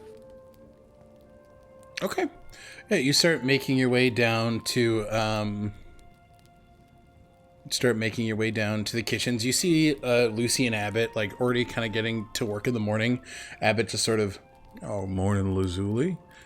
Good to see you. I'm actually about to go wake up one of your friends now. Which one? The one that doesn't seem to like me too much. Whistle? Yeah, that one. Why are you waking him up? I just got some personal questions. You too? You do? I do, yeah. Oh, okay. Can I get you anything before I make my way upstairs? No, by all means. Go on. What do you need? What do you say? What do you need? Nothing. I was just going to the kitchens for breakfast. Lucy's just, I'm getting everything set up now. Do you need any help? I would love help. My hands are at your disposal. All right. You head into the kitchen, and you see all of the ingredients are pretty much put together, but you can see everything needs to be plated. Everything needs to be like plated and put together and set on the table. So how do you go about aiding in this endeavor? Let's see. I think Lazuli just throws herself into preparing. Her mind is kind of flitting through different pact ideas, understanding that, like, I think in the evening after she spoke with Lucian, she started on her scarf. It's not finished yet, but she started on it, like picked out the yarn, that kind of thing. So she's thinking about that, the repercussions of the pact, other ones, and also, oh my gosh, preparing for the kind of sabotage, espionage. The big Cyberhome stuff set to happen. Yeah. Makes sense. She's kind of thinking about that, but enjoying the task at hand, that she understands it and is buzzing along. Got it. Okay. Easy enough for you to kind of get everything plated.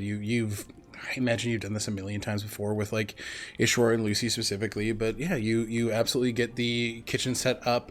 You walk out to see Durwood and Pepper walking down the hallway. It looks like Durwood is in the midst of responding to something. Go ahead and give me a perception check.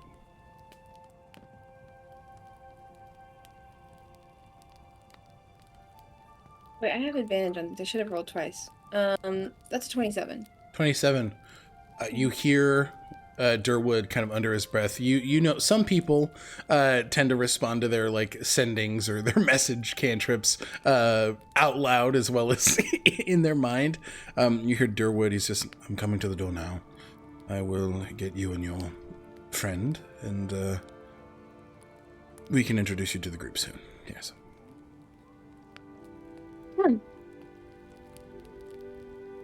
Go. Good morning, Lazuli. Hello. No, not you. Shut up. Good morning. Are we expecting company? I can add another placements to the table. Yes, actually, two more would be wonderful. I'm getting my sister.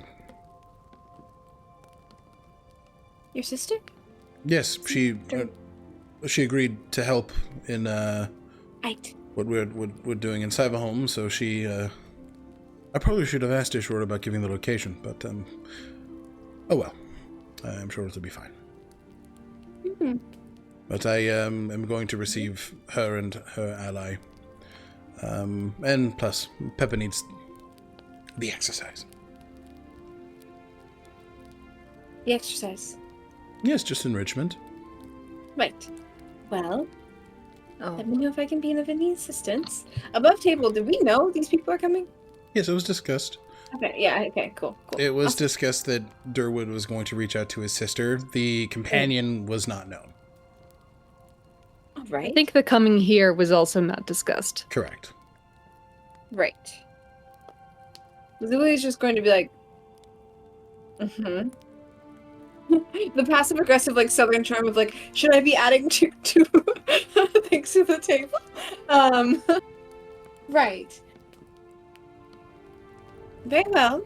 I look forward to meeting them.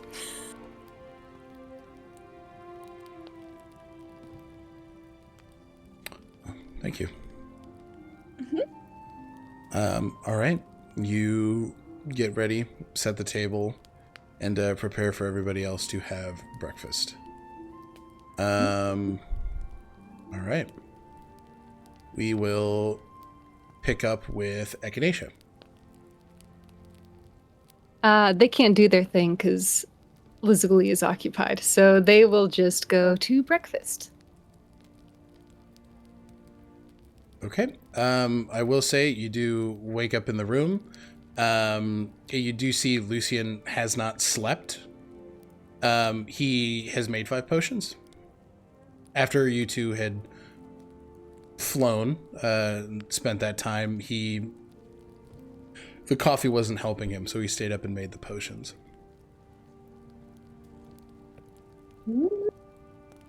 You look exhausted. I might be a little sleepy. But I made the potions. And plus, I had a lot of fun. So did I. Has anyone ever told you you're a good teacher? No. Not once. Well, you're a good teacher. Thank you. His eyes are so baggy. Oh. I appreciate it. It was very fun. Well, it'll be even more fun to do it once we start traveling. But if we fall other places, there isn't dragon magic to catch us. That is the scary and somewhat exhilarating part of it, yes. But that's the thing about teaching. I will be there to guide you and to catch you if you fall. What was your first time flying like? Definitely not as gentle as yours. I had received my abilities, and once I did, Dr. Satosh put us right into our regimens. I didn't really have much time to accommodate. They thought that it would be wise to do that upon receiving our abilities, understanding them as we gained them, understanding them as we used them, understanding them and making them second nature. So, I fell more than I flew for quite a while.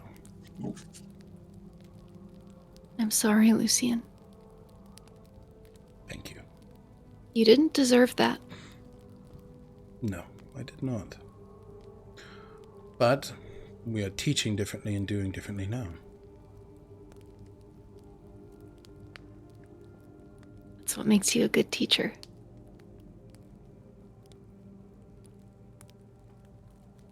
I know that you're looking into the plans for the Sunwall Academy. Yes.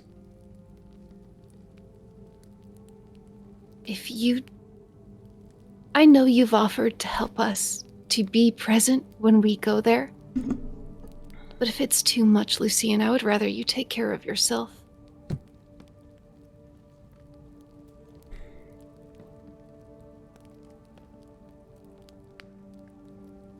I think I would feel worse if I didn't go. I know what dwells in the dark corners of that academy. And to send you all in there without somebody who knows that, after the promises I've made, I cannot do that. And it's not that I cannot, I don't want to. If my mind and my feelings change by the time we get there, that's one thing, but as of now, I have no intent on changing course.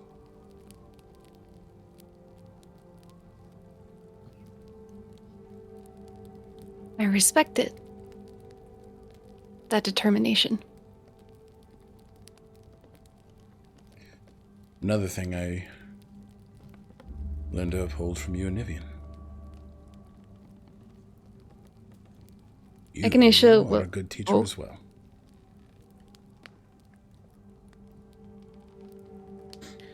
Thank you.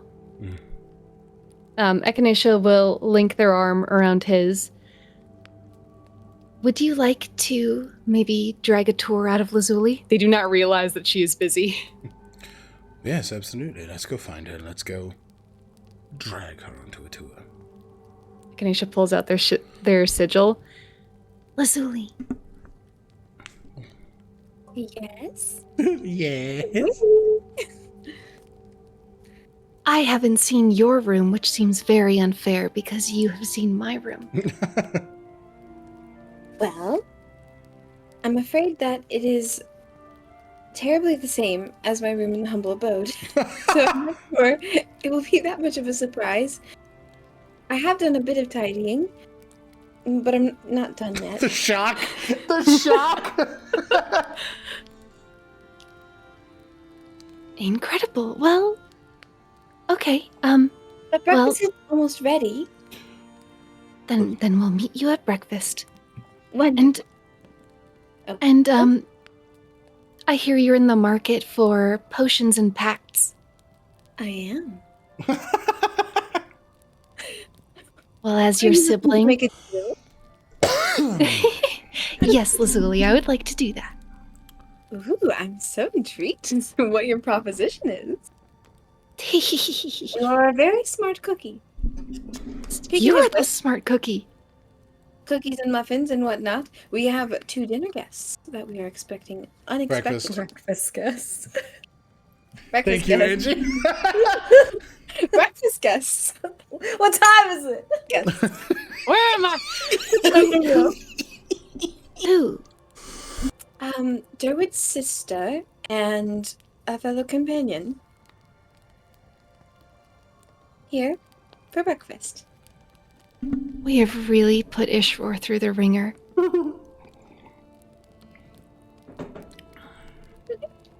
How do you feel? Let's go. Yeah, they're walking Yeah, as okay. they go. You walk out and you see Kalen.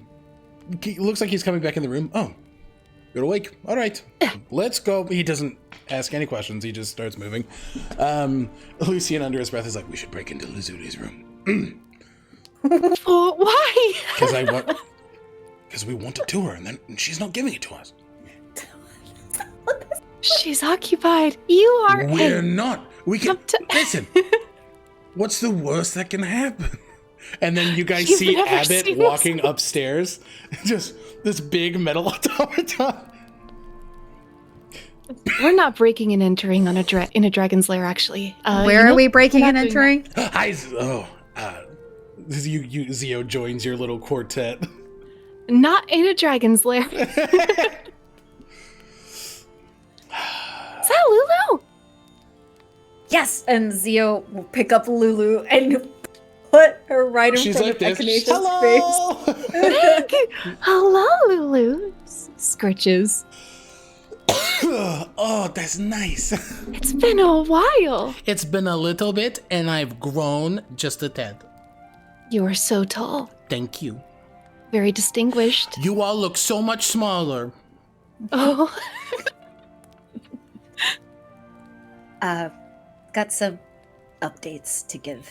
I thought I would share it with the group during breakfast. Absolutely. Echinacea, Yes. before we go, Looks over at Lucian and then He wraps his arm around Kaelin. We should leave. Kaelin and Lucian. Kaelin's like, "What are you doing? Let go of me! What are you doing?" Oh. And when they're down they- the hall. Yeah, far enough yeah, away. when they start walking, Zia will also start walking along with Echinacea so that they're still like moving and going. I wanted to tell you first, because this is coming along with an apology. I wanted to say sorry about my demeanor when we were discussing the terrariums. You're entitled to your feelings. I'm working on being quieter about mine.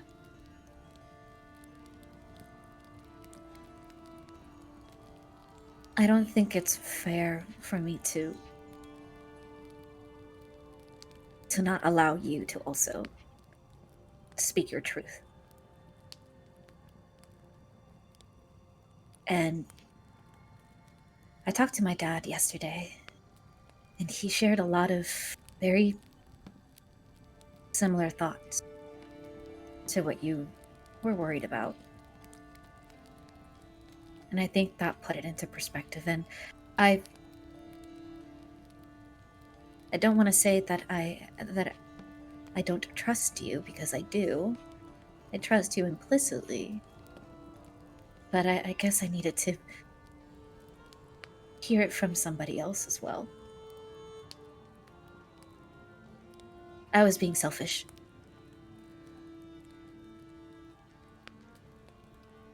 And you were right. I don't need to seek power to cause change. I just need to be honest about it.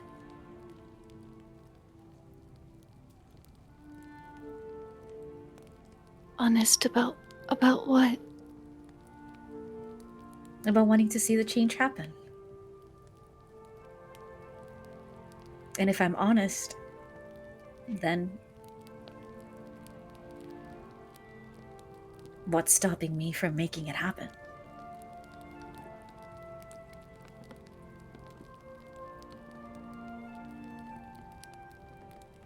I didn't take the orbs.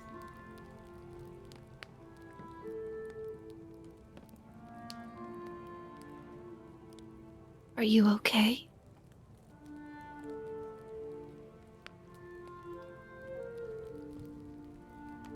I'm freer now than I felt before. I'm glad. With that said, I think I need to share it with the rest, and we need to talk to Ishor about possibly containing them. Not here. The orbs.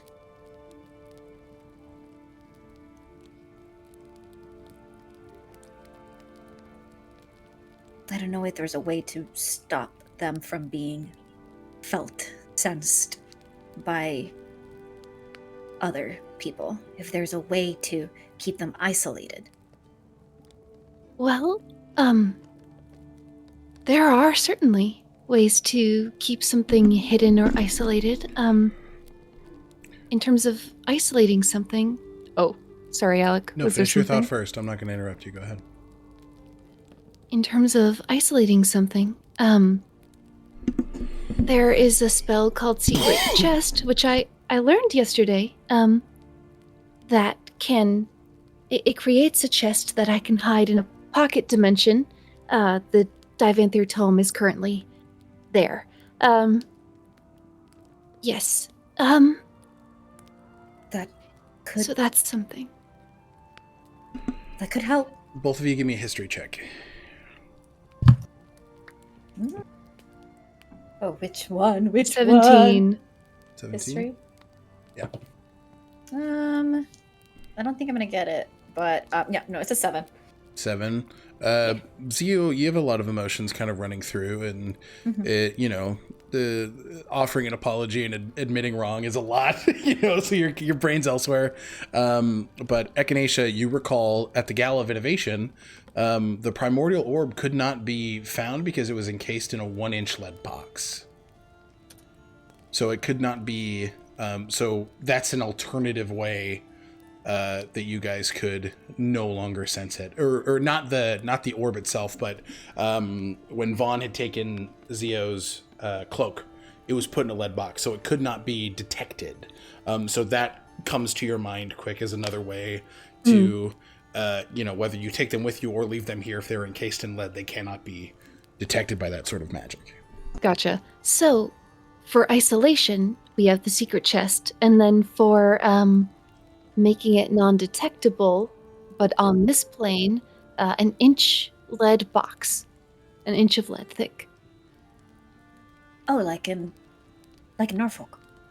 Yes, like in Norfolk. It would still be accessible, but it wouldn't be detectable. I think my big worry is Wit and Alma. I think they could have already sensed them being here. I don't know that. But that is a possibility. So much like how I could sense that the one orb I have was in Norfolk, regardless of us not being too sure where it was located, we did sense that it was in Norfolk. So, that is still a good possibility. Right. Well, I do think that it seems to me like a dragon's hoard is very safe, but if you don't feel like it is enough, there is the secret chest. That's true. This place is probably the safest they'll be. I'm not saying no. I I will absolutely put it into a secret chest if that makes you feel safer. I think it's also completely up to Ishwar. So, I think he was willing to give them to me, but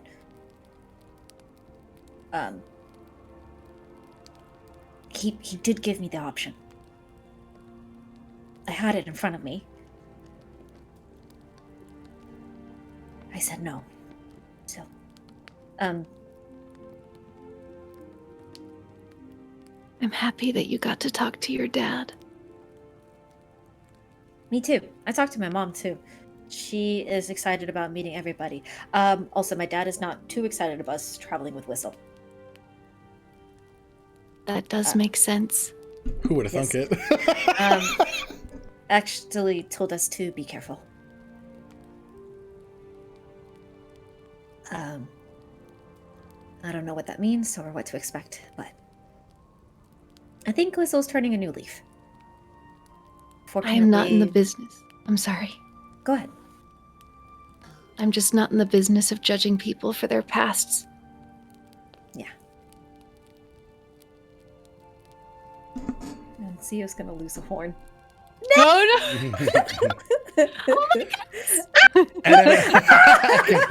I'm dying!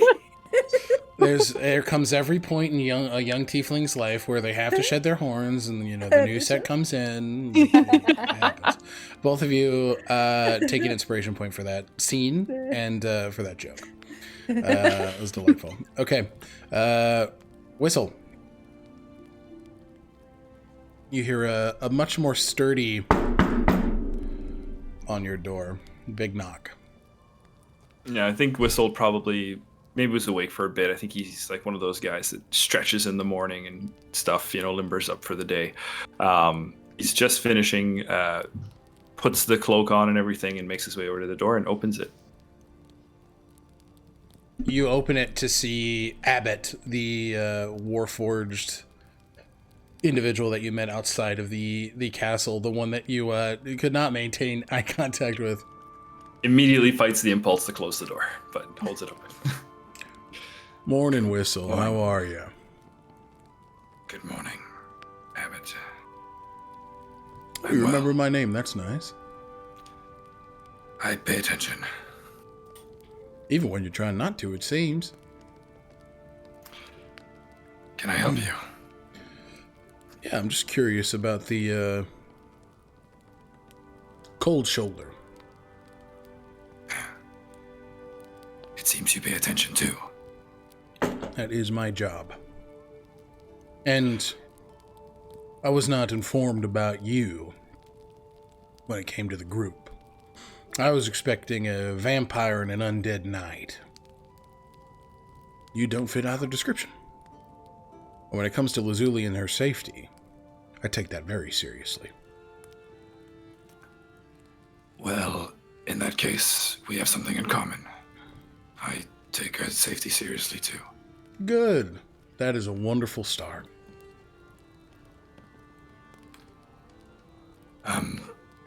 You're welcome to... I'm sure any of the party might vouch for me, if that'll set your mind at ease. No, I'm enjoying watching you sweat, actually. That's just because I was, just stretching. No, it's not. I'm not going to lie to you. I'd appreciate it if you did the same for me.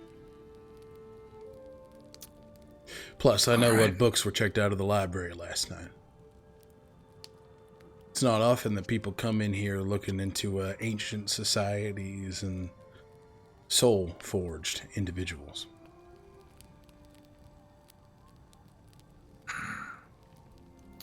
Well, how about this?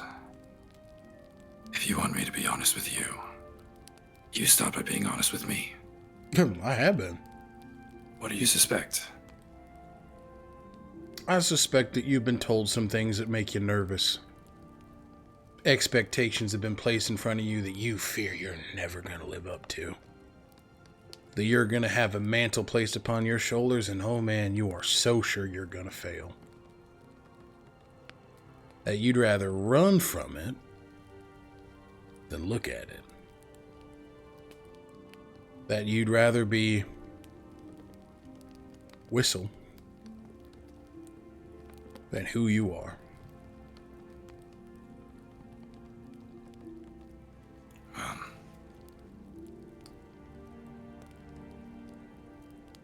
I'll take it then. That you're concerned about me. I appreciate that. But if I'm not paying attention or not looking something in the eye, it's just because I'm focused elsewhere. It's more than being concerned about you, Whistler.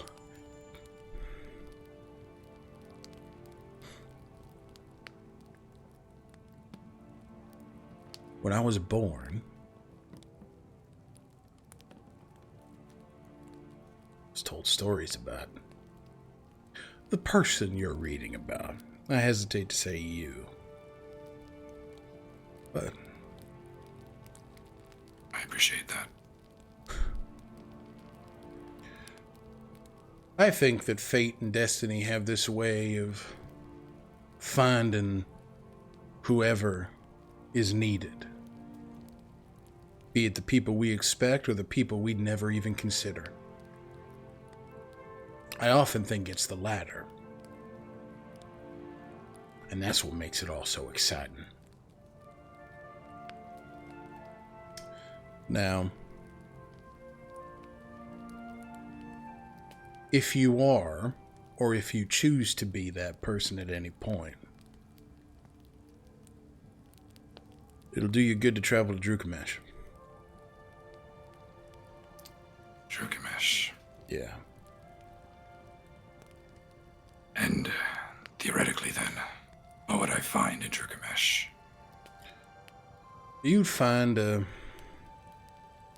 society that in the society and culture then, well, in the grand scheme of the world, sees us as soul-bearing people.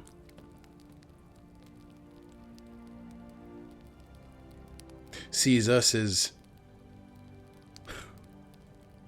more than a construct. You see, lives are made in the same way that we're made. Somebody or more than one people come together and create something beautiful. That's why I say I was born. Because I was. And I came into this world with that same light in my eye that you all did. Sometimes I just need to change the battery on mine. Doesn't make me any less alive. And I just want you to see what that life looks like. I even hear there's a noble in Valenrow. Warforged individual to a human family.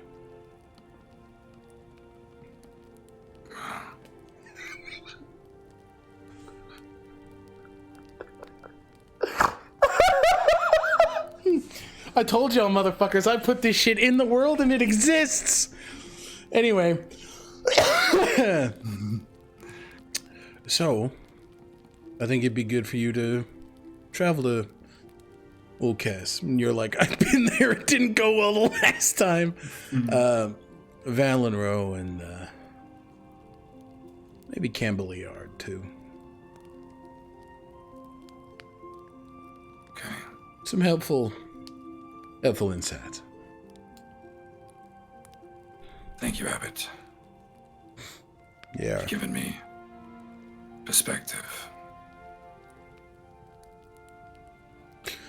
You know what? Some people call Lucy Ishwar's right hand. They call me his emotional intelligence. You're good at your job. Oh, I know. If you don't mind me asking one more question. All right, sure. If the Soulforged, this prophecy was true, this individual existed, what would you hope they would do?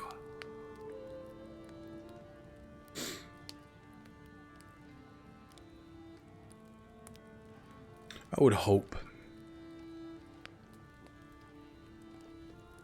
I would hope that that person would see me as a soul-bearing and sentient individual. And I would hope that that person, with that knowledge, with that feeling, with that belief, would fight for me.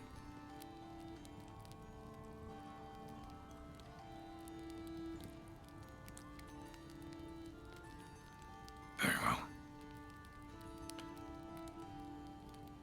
More things to think about. Whole lot. And let me just say, I'm sorry for the cold shoulder. That's all right. Some people do it because they're scared. Some people do it because they don't know why they're attracted to me. Some people do it because they're just like, it's a whole lot of things. But, Perhaps it's because they can see themselves in you. Nah, I doubt it's that. Although I do have some reflective plating. You're quite shiny. Yeah. He kind of fixes. Angie wants to fuck the toaster man.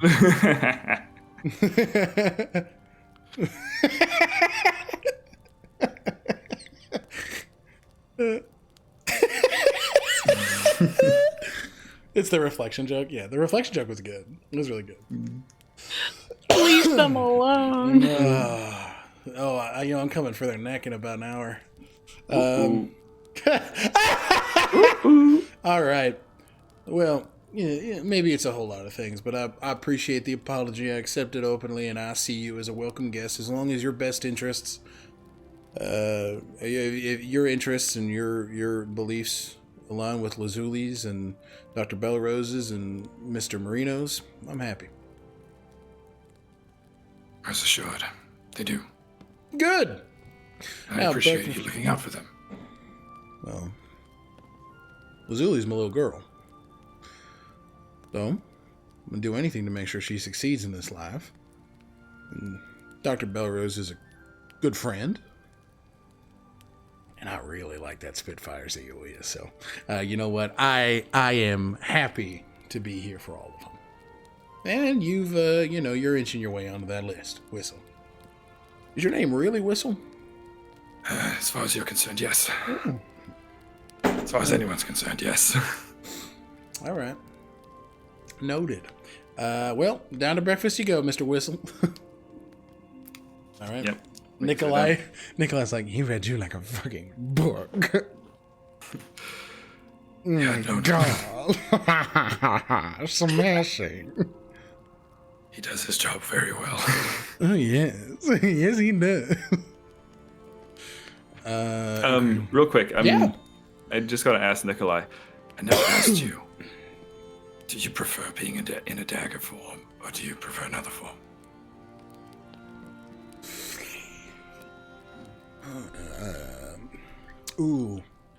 Maybe like 5'7", human. I'm sorry, I'm kidding. It was such a cruel joke. I apologize. Yeah. It's Oh, still. no. You got some shit to talk, Button? Go ahead. I'm muted. Fuck you. Whatever is most comfortable on your person. I am fine with the dagger. Okay. Dagger it is. And he kind of just slings him and pulls the cloak over. Okay. Makes his way. You make your way down. Making your way. All right. I will say everybody converges in the kitchen area. It's the four of you, Uldiel, Kalen, Lucian, Lapis, Aura. Ishwar is not downstairs yet. But you all are together. Morning. Good morning. Good morning. I think my black eye is better now, Doctor. I can get you a salve for that if you want me to speed up the healing process. I can't talk. I wear it with pride. Zio is going to run up to Lazuli. Good morning. Good Zio? morning. I have something to And- share with you. Yes. And then we'll take out the scale. I got this last night from Ishwar. A new sibling. Sibling in scales. Sibling and scales. She takes Zio's hands and kisses them and puts them to her cheek. Even though it's already felt like that. I think I might be able to do something similar to you when you bring out the wing. Oh, I can't wait to see them. Welcome. How do you feel? Feel good. Since everyone is here, I wanted to say to everybody, I'm no longer going to be searching for the orbs. Or if I am searching for the orbs, I'm searching for the orbs solely to remove the Divanthier poison from them. But I will no longer be taking the orbs into my body. Why? I support your decision, but why the change?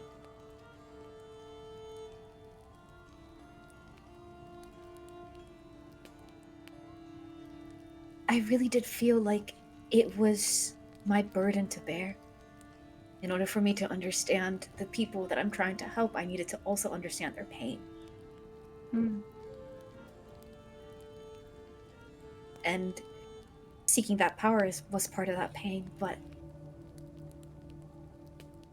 I think ultimately what's most important is being able to help honestly and to give the Tranquil a reason to show them that we're capable of good.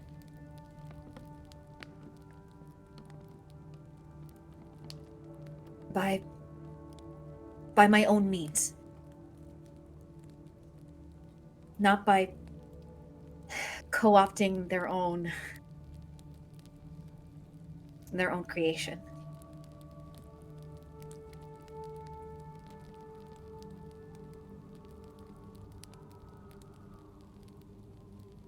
And I might not be strong enough to do it, but it was selfish of me to think that I could do it alone, but luckily I have all of you. Always.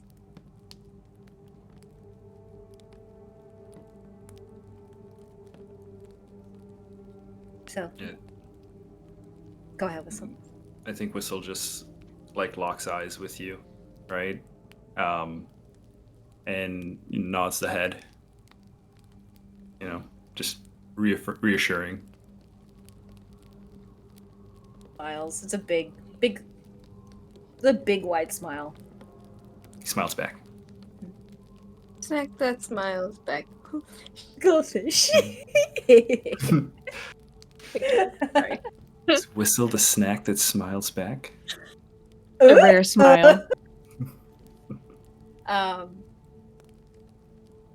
Also, look at Lulu, and then changes the conversation and pulls over Lulu, then shows Lulu out to everybody. You've Is grown. Pepper around? Yeah, Pepper was around, right? No, she's not around Yeah. at this point in time. Damn it. Pepper's still not here. Someone's been eating well. Yeah, overnight almost. Can you debrief fire now?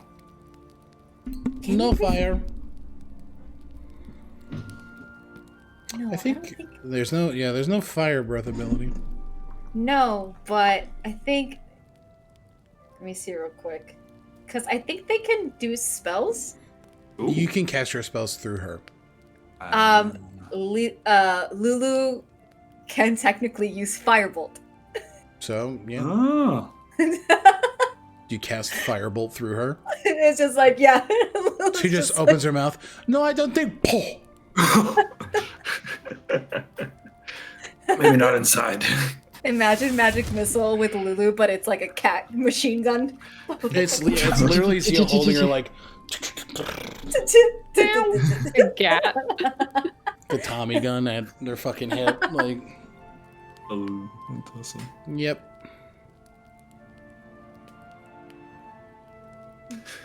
All right. What's for breakfast?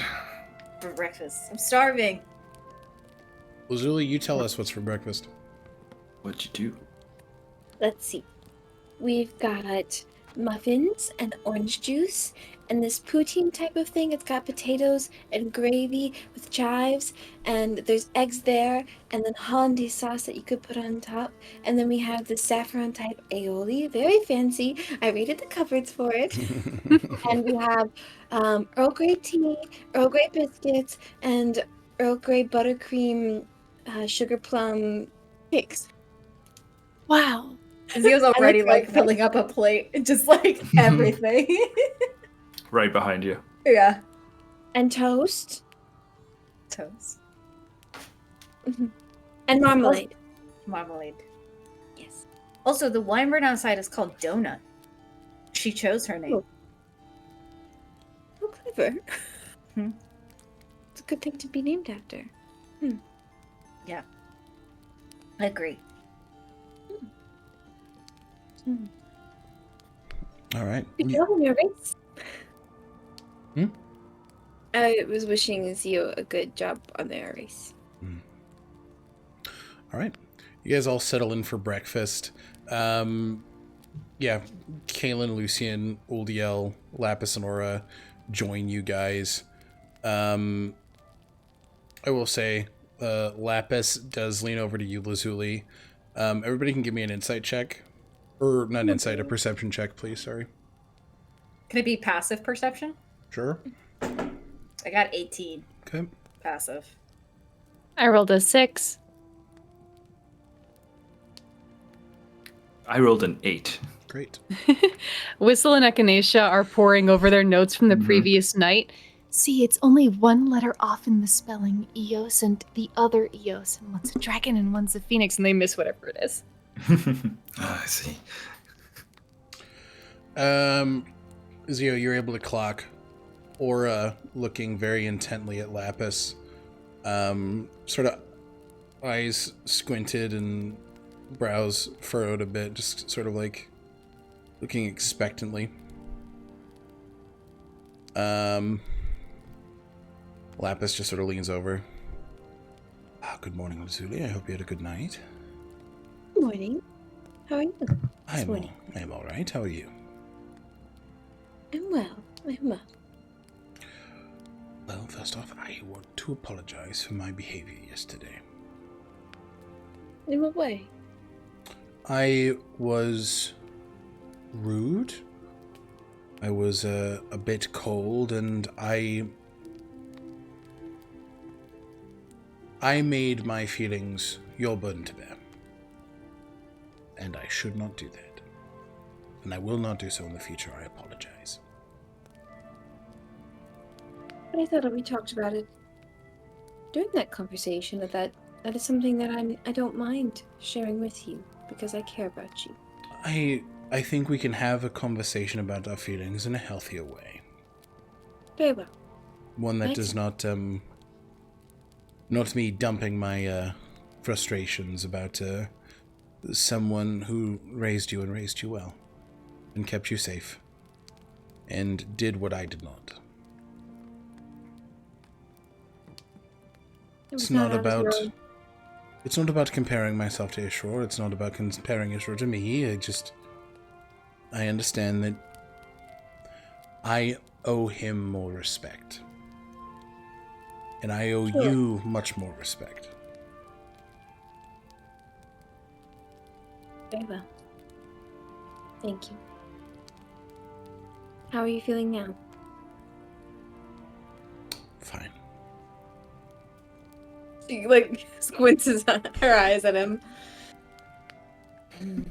I am feeling fine. I am nervous for the days to come, the travel to get started, but Yes. we have quite the band joining us from what I've heard. Yes. Yes, 2 more in addition. Yes. So I am hopeful and very appreciative of both you and your mother. Me too. She glances at Aura and gives a hi. She just Across drinks the tea and table. is like, Oh, is that Aura? Yep. Okay, cool. Sweet. And I think Lazuli will just like bump her shoulder against Lapis and just give him like that quiet kind of comfort, but not talk about anything else. Okay, sounds good. Lucian leans forward. All right, I have potions. He still looks very tired. Potions? That was quick. I haven't finished my scarf. That's fine. I stayed up all night. This is meant to be helpful for you, not to put you under more stress. Yeah. All right. So, I have a lot of potions. I have a potion of fire giant strength. If anybody wants that, here's that. Fire giant? Yes. I have potions of necrotic resistance, 2 of those. I have a potion of speed. And I have an oil of etherealness. Oh? Is that like invisibility? It's, yes. You can cover yourselves and anything, you gain the effects of the etherealness spell. So basically, you step into the border regions of the ethereal plane. Wow. Thank you for your efforts. They will be rewarded. Oh, I know. A scarf is in my future. Thank you. But there you are. Divide them as you like. That is a very impressive list. Can you teach me how All to of make them? those? I open your journal. The recipes are in there. They are ciphered in the same way that they were before. You don't have to work for it, but I did make sure to slide a note with the recipes in your journal. It's better this way. There you are. Thank you. You're welcome. Oh my goodness. I figured you were going to ask anyway, so I was preemptive. You're so sneaky. I know. Well, it helps that you were unconscious. Well, okay, fair. And you left it on the desk. It's a reasonable thing to do. Right, but I'm just saying, I was working on I just put it in the book, and then kept going. Thank you, Lucian. You are very welcome. Thank you for the desk and the flight. I intend to give you something a little bit more functional. There's the gifts. Oh yes, it goes both ways, my friend. Wonderful. Thank you so much. You are so welcome. Oh. Wonderful. Kalen is just cackling. He's just eating breakfast. All right. Uldiel sort of... So what is the plan moving forward?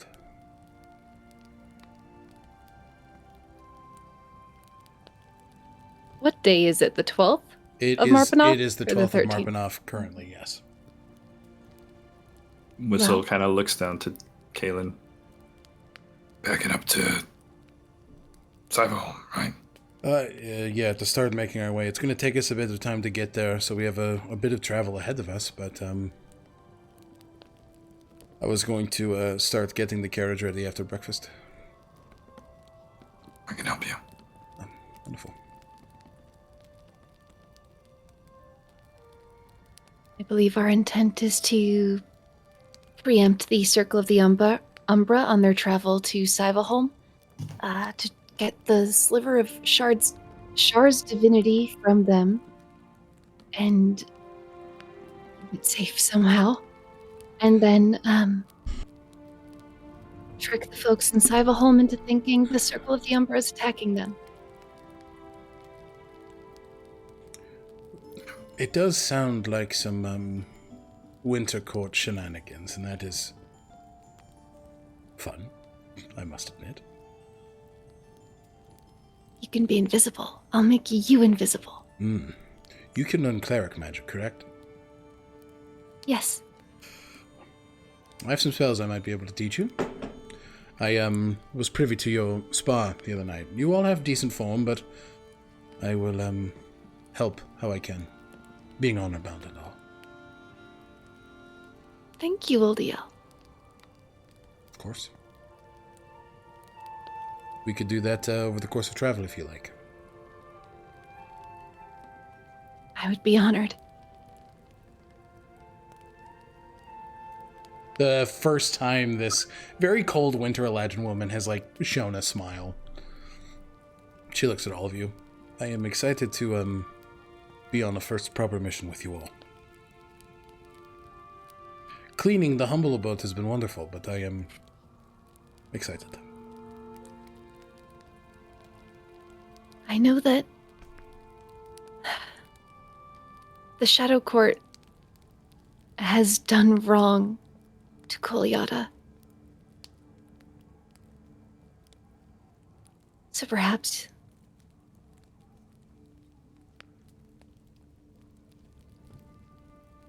there is some sort of clarity and justice to be found here.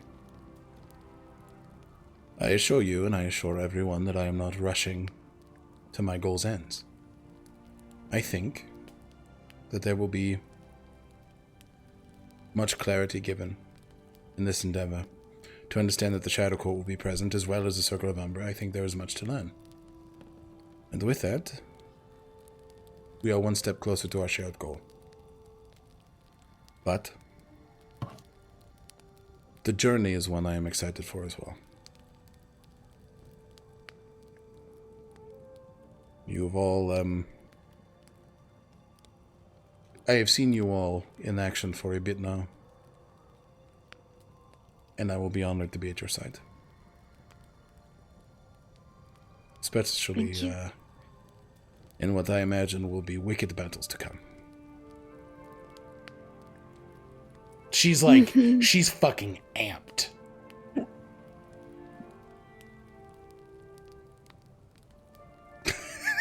Whistle kind of smiles. Yeah, definitely whistles But yes, so Aura sort of, I'm gonna be bringing some of my scouts as well. So they'll meet us on the road. We're gonna have a little army. Ooh. Um, Speaking of which, Lazuli, you said that we had 2 unexpected guests. Right. There's people. More David people. mentioned his sister and a companion coming today. Why is Durwood giving Ishor's castle location? That's a good question. I didn't want to turn someone down or be skeptical. The outside is quite harsh, the environment, and they probably have traveled the wrong way, and being on the defense might lower the truthfulness about why they're here, but I wanted to let you all know. So that'll probably be soon.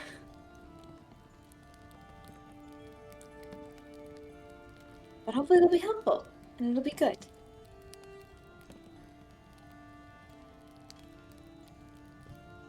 He should have informed you, Lazuli. All, honestly. It's not just my... Yes. So I guess we'll see how this goes. Ishra mentioned... no, David, please. Ishra mentioned allies as well, potentially. Right. We should follow up with him and see if he's had an update. A lot of An army. winks at Oldiel. She just kind of goes. Oh, wiggle. She's very Minthara coated. Like now that I'm like, oh no. She's like, My bae. she's mean, but also like really soft. The autism. The tism is fucking powerful. It is at that point where the main doors to the dining hall open, and you guys do see Ishor a bit overstimulated, with Durwood and Pepper at his back. And then you guys see two other individuals. A woman that looks almost exactly like Durwood, obviously his sister, dreadlocks with draconic scales underneath her eyes. She has talons across her fingers. She's wearing light armor with the blazing profile of Morvoon, the platinum dragon, on her chest. She has... a large pack, and just sort of walks in and just says, "Hello, everyone. My name is Deirdre, and I am a Talon of Marvoon." Insight check? Please. Nice to meet you. Pleasure. Just walks in and announces. Yeah, jumping in on that insight check. Can I Okay, give that's Zio 29, advantage? right? Or...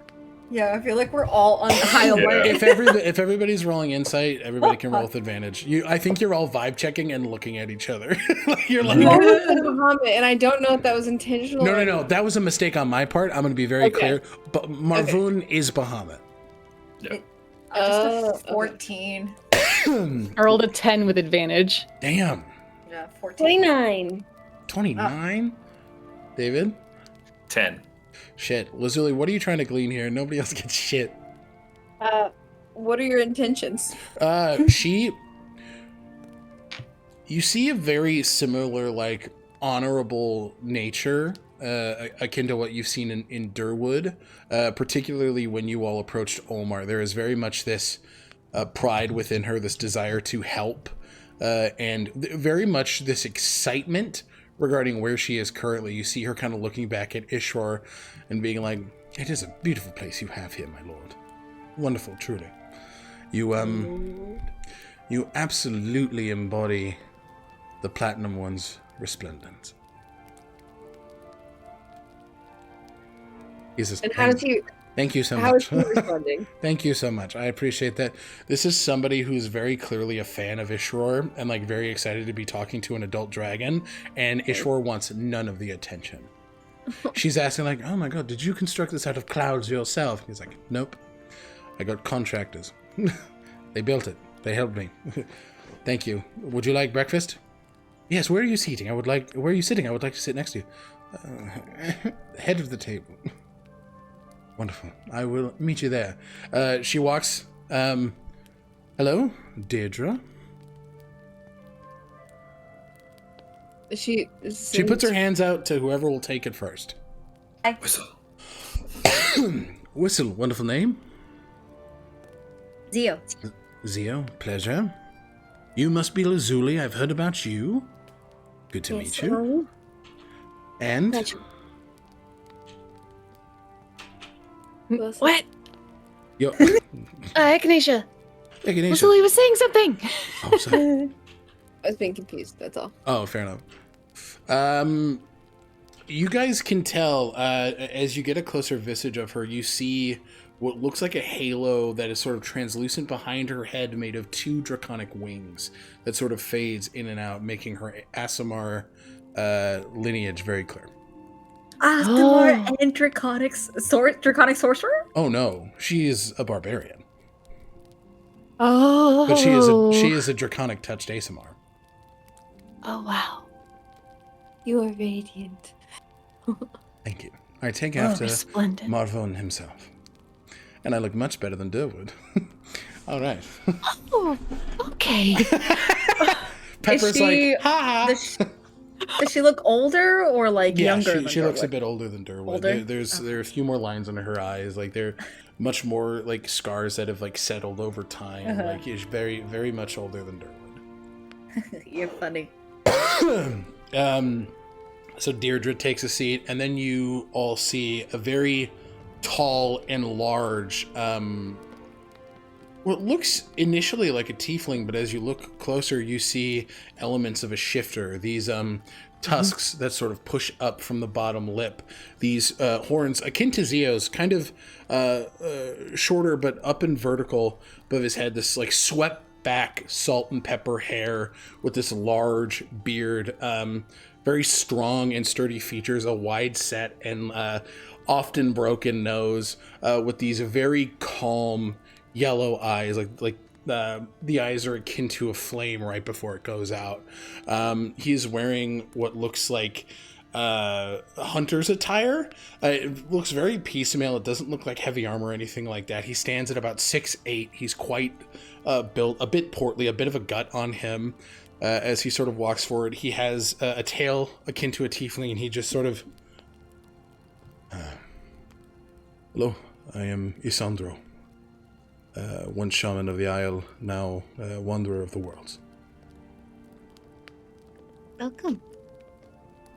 Did he say Shaman of the Isle? Once shaman of the Isles. Gorge styles.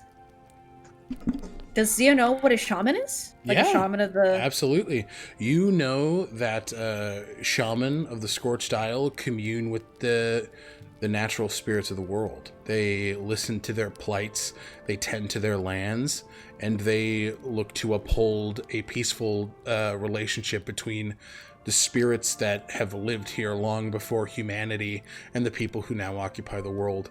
There is this belief, very, very similar to animism, that like every aspect of like the world and nature has a soul and a spirit attached to it. Fire spirits are akin, they seem to embody like kinetic energy, and like,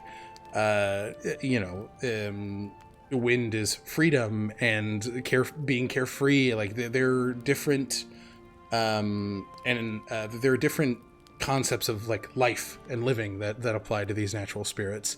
Very different from Olmar, who is a druidic spirit, who was born to this world later on in life. These spirits that to be called Amine, Aminae,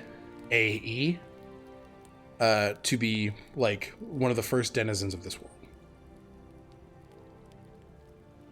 Zio like takes in this individual, and they don't... It's like one of those things of like, oh, they don't quite look like someone from the Isles. Mm-hmm. But it's just sort of like, which part of the Isles? I spent most of my time in Tatahi. Tatai. Fairly close to Mother's Heart, but I was not born in the Isles. Ah. Nice to meet you. I'm Zio. I'm from the Scorched Isles. I can tell. Hello. Oh. Marino, yes? Yes. Hmm. How did you know that? Well, the wind spoke your name to me.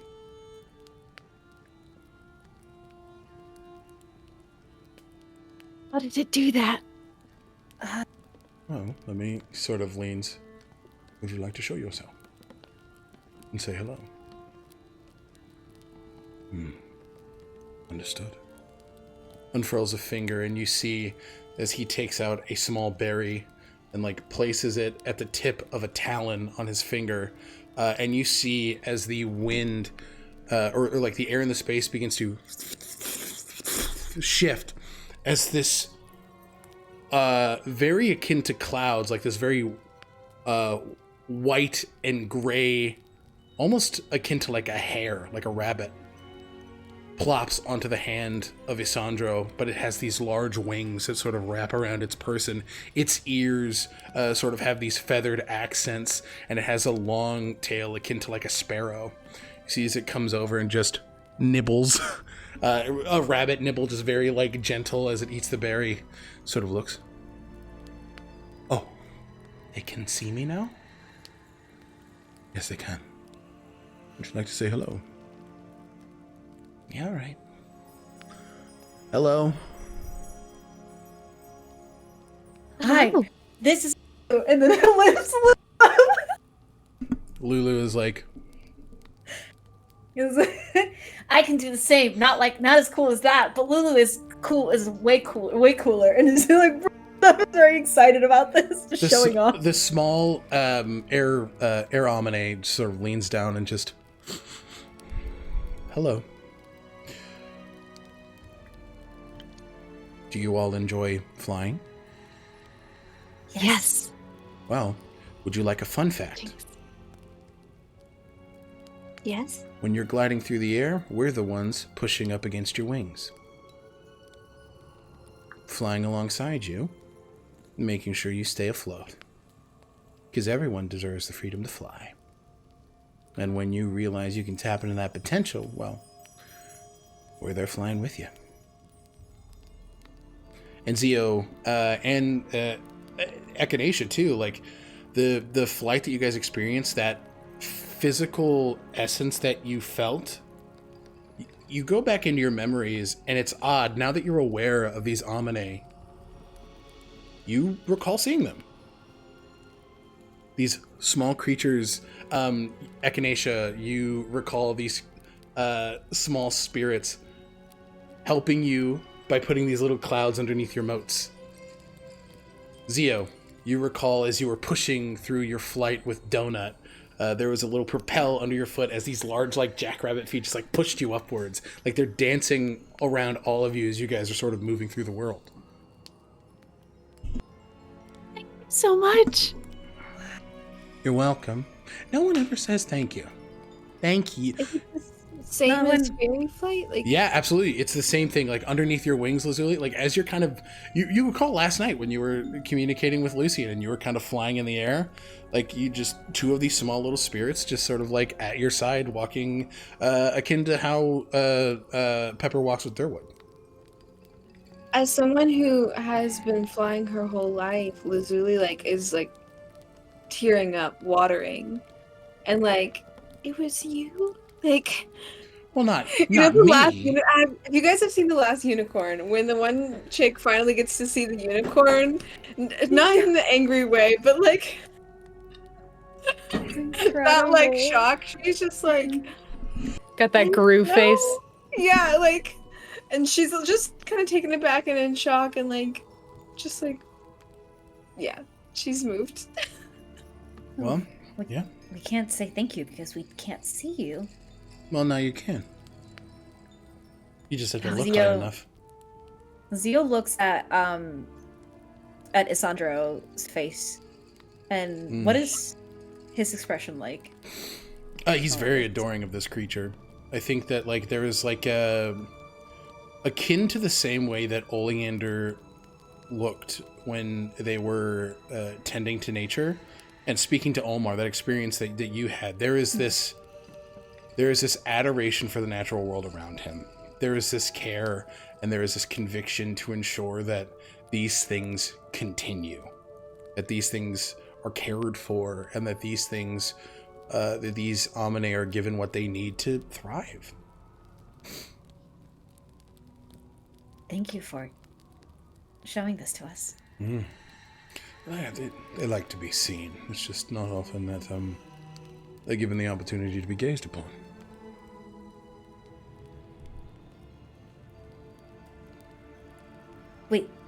Wait a minute. And then Zio turns around to the group and it's like, walks away from Isandro and Deirdre. Or like, no, Deirdre's over by Ishur. And it's like, Wait, I thought we were supposed to be kind of like all serious about like these new people since like we don't know their vibes or whatever. So like, what is the general consensus of this? How are we Are feeling you checking in about with the group? Like, Yeah. Hey, yo, can we? It's like- how was the vibe checking? Because I want to fucking go ham on this guy right now. it's like Zio like wants to just like ask so many questions. And it's like, I just like what's going on? What is like they seem nice, but also we don't know, right? Because Durwood wants to take Ishwar to space jail or whatever. Ishwar is like, oh my god. Well, Zio is definitely just like stage whispering. They ultimately are here to help. Right? Exactly. They It's seem just a bit of a nice. surprise. Zio, you can be excited. Okay. Okay. Durwood does. I do apologize. It seemed important to have everyone that I could gather here before we charted off. I should have told Ishwar sooner than I did, and Yes. You hear as Lucian goes, and Kaelin goes, Uldiel just under her breath goes, Yes, I apologize, but I can vouch for my sister Deirdre. She is quite the combatant and quite the ally, and from the times I've spent with Isandro, I can say that he is much gentler than he looks. He looks gentle. What are you talking about? Sandra's like, I can be. I'm going to sit at the table now. Sandra takes a seat, and you see Zio takes a seat right Yeah. beside him. Just As, like the air Amine just like puffs into smoke and is gone for the time being. All right. Real quick, Alec. Yeah. Does Isandro look at all familiar to Whistle during the campaigns against the Scorch Isles? No, I will Okay. say no. You have not run in. The abilities, yes. What I will say is that you've experienced shaman embody the abilities of these Amine. And as they do, it gives them the access to different magic. It gives them the ability to shift their form to embody the particular Amine that they are in communion with. You know that they're a bit spooky. Okay. Yeah. And he's gonna keep a little bit of distance then. A little opposite Zio. Just like He seems nice, but Understood. Okay. Is there anything that anybody else wants to cover over breakfast? Yeah, Ishrar, you mentioned potential allies who might be joining with us. Oh, yes. Which Whistle said, I just am bringing up now. Yes. Amani and Kyril will be meeting us on the road. They are, well, much like our friend Nivian, worshippers of the matron. They are not on this plane currently. what? Which one are they on? Oh, they're amidst the astral sea. I believe that they are looking into something on behalf of Ileana herself. But they've done some work with me in the past, much like Lazuli has in regards to acquisition. They've worked with me in the past, and they've not been... they were quite trustworthy, and I absolutely vouch for them. But they will be meeting us on the road. I can't wait. They are characters. Have I heard about any of them before? Like, do I know any stories? You've heard stories of them, particularly seeing them outside of the descriptions, because they're not my characters to describe. But they have a very Drax Mantis vibe from Guardians of the Galaxy. Very buddy cop, very soft. Amani is this like... Wait. Never mind. Sorry, I understand. Big lovable oaf, and then Kyril is like this very empathetic and beautiful sorceress. They, much like you do, they kind of prod Ishur with questions that make him a little nervous, but they're a very playful energy that I think was was maybe something Lazuli picked up on in her youth. It was just like, I like that. I see. Perfect. Lazuli perks up at this. Like, Okay. Yay. But it seems that their goals are aligned with ours. There's someone within the Circle of Umbra that, for the girl that they're currently on, they need to gain information from. So it is good to have allies with shared goals. But if we have any more business to finish up at the castle, please enjoy your breakfast, and we can absolutely do that. And I will be ready to depart in the next hour or so.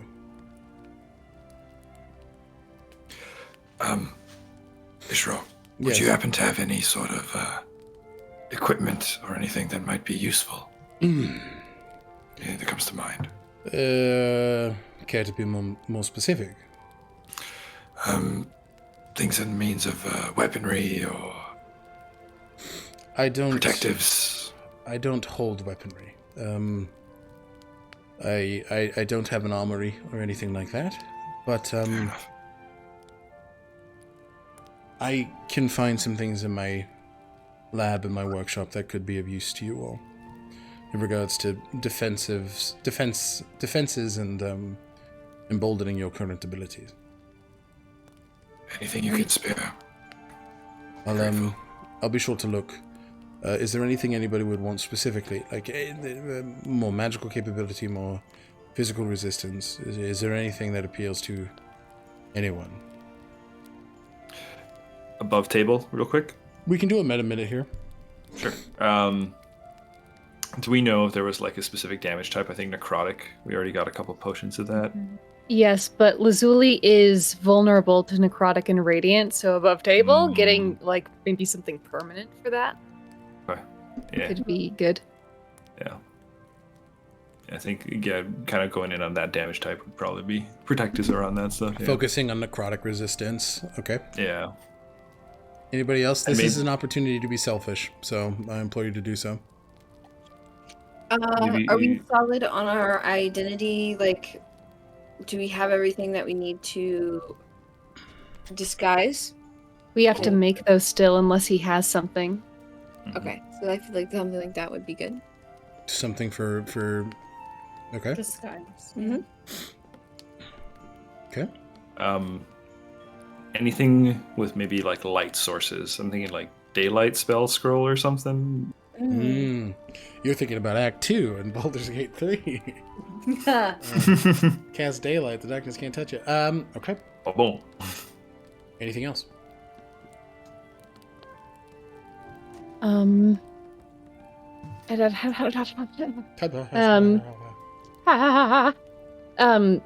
I think Echinacea, because of the work they had done with Ishur in the Yeah. past, any sort of anything abjurative, or perhaps any potions that are protective. I have some work that you and I did, if you would like me to bring those forward. Yes. Perfect. Yeah. Wait. What work?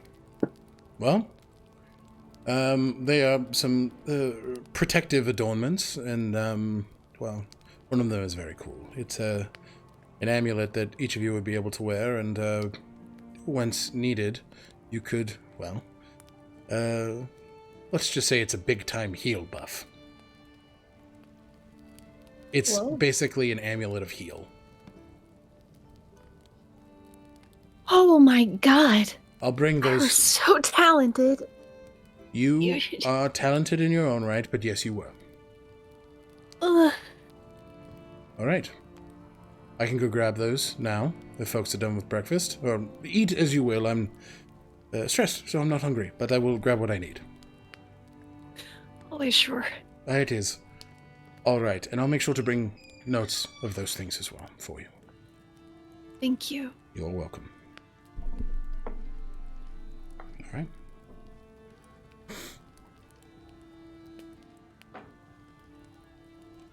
Anything else? All right. We will go ahead and take our last break here. All right. Thank you guys for chilling out. Thank you for hanging out for chapter 50. We're going to go ahead and take our last break, and we'll see you in about 10. Bye, everybody. Bye.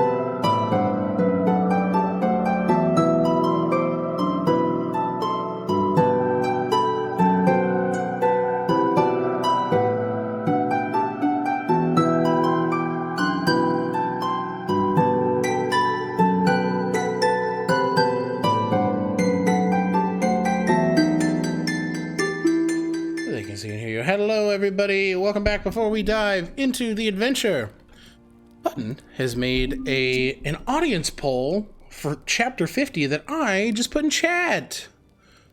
You want to say a few words on these?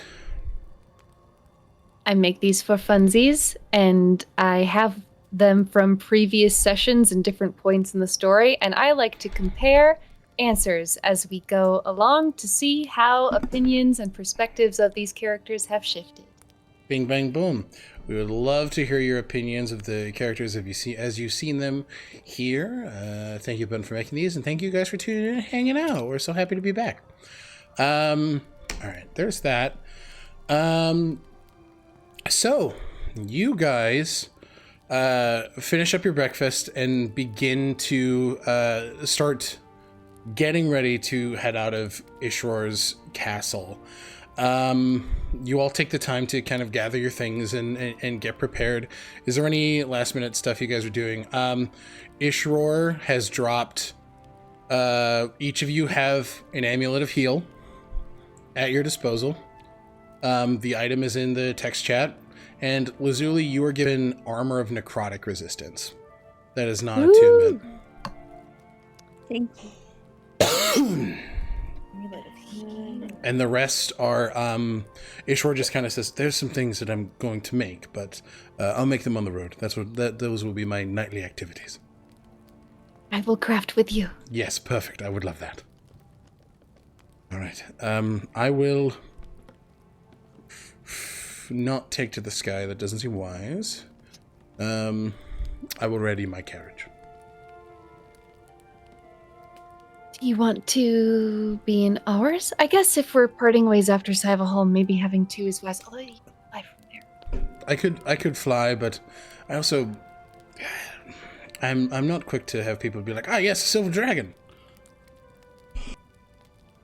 I will prepare my carriage. I think that would just be the wisest. All right. So you guys are readying yourselves. As you do, you kind of make your way out. Kaelin, Whistle, as talked about before, you guys are sort of readying the carriage for everybody. All of you see as Kaelin and Whistle just kind of stand ready to grab things and bring them aboard the carriage. The horses are fed and tended to and kind of ready to go. You see as Durwood, Deirdre, and Isandro are sort of readying the small wagon that they've got. Deirdre kind of looks, you mind if we ride with you? That thing looks spacious. I'm comfortable. Yeah, there's plenty of room. Isandro just sort of, it would be much appreciated. Looks like it'll fit me far better than that will. I promise, despite my size, I do not snore.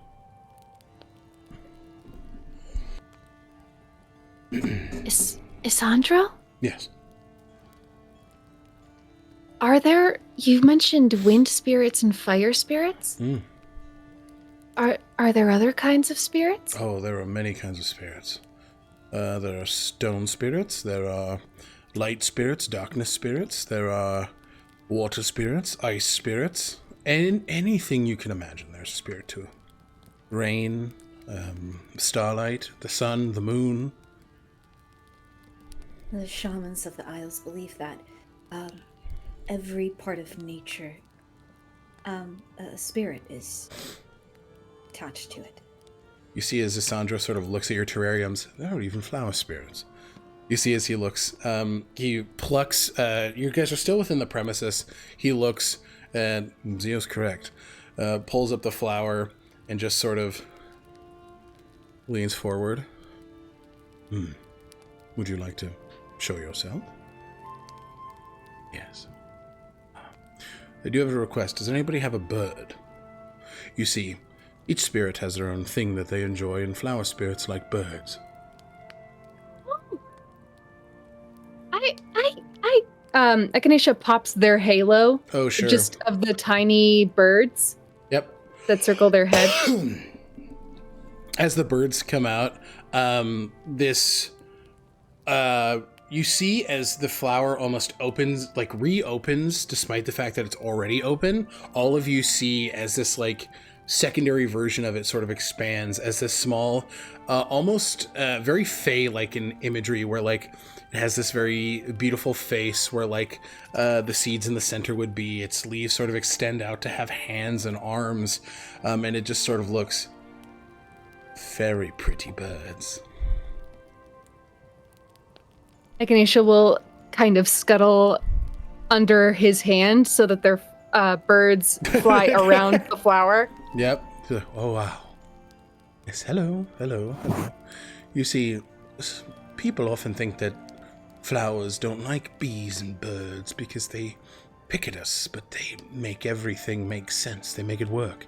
They carry our seeds forward. They pollinate our land. And they make sure that the next generation of us gets to continue. Do you know what flower Amine represent? Healing.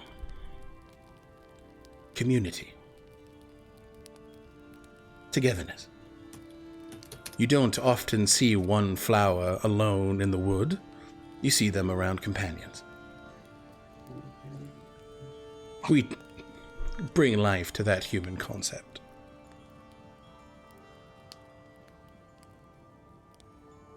Thank you. Yes, and hello to you. She names all of the flowers by their given names.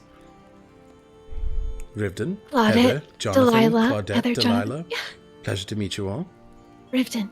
All of them are like, and you can see Echinacea and everybody else as well, like hearing this flower Amine speak. You're able to see Claudette, Rivden, Jonathan, Heather, what are the names? Delilah, take on these flower Amine forms. Faces, beings, like this sentience and sapience now present, as you come to understand it. Echinacea's like, I knew it!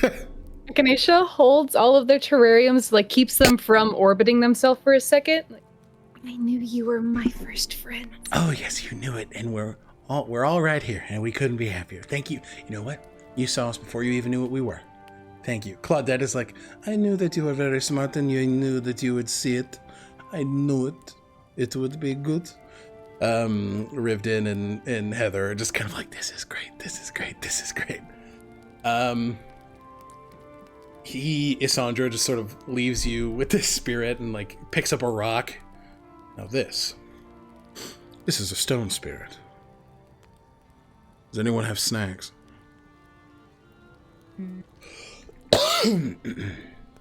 Zio pulls out probably some breakfast. Yeah, that they pocketed. Zio's a pocket eater. Like you, like I'm gonna say this for later. Pockets.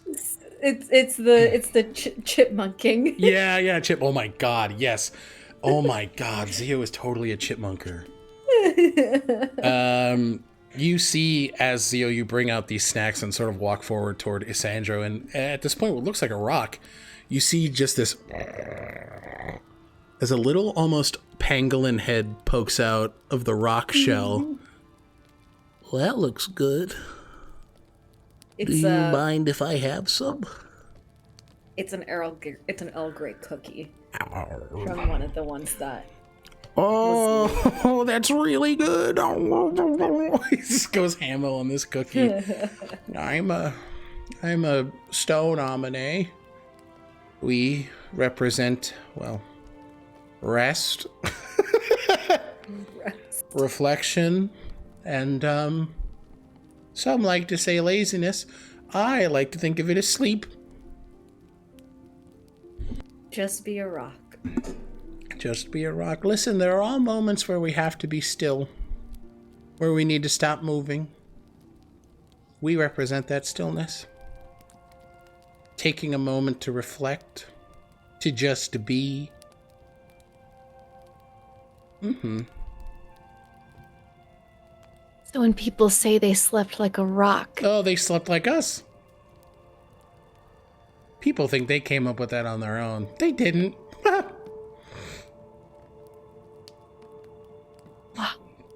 Isandro, no insight check required. All of you see as he is like completely excited by the fact of like Zio and Echinacea, and I imagine like Whistle and Lazuli too, just like very adoring of these Amine spirits.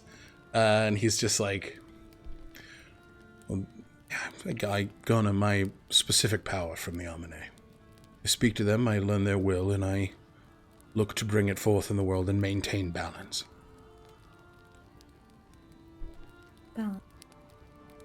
Balance. Most see balance as an end to reach.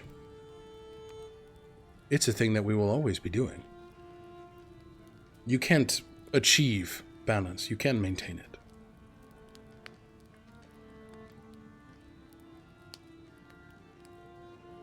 Interesting. Do you have a different opinion? No. I think I just learned something. The scales may be out of balance in anyone's given perspective, but as long as there are people like myself, and I imagine like all of you, working to tend to those who live in the most quiet of places, we work to even out those scales, to ensure that we do not teeter too far to the light or too far to the dark. There's no such thing as perfect balance, as that would just be stagnation. Everything would stop. But we can always work to maintain it. What we are going to deal with, if they are successful, that would teeter the world too far to the dark. If you look for reasoning, that is why I choose to join you. And the spirits ask nicely. This is Isandro talking? Yep.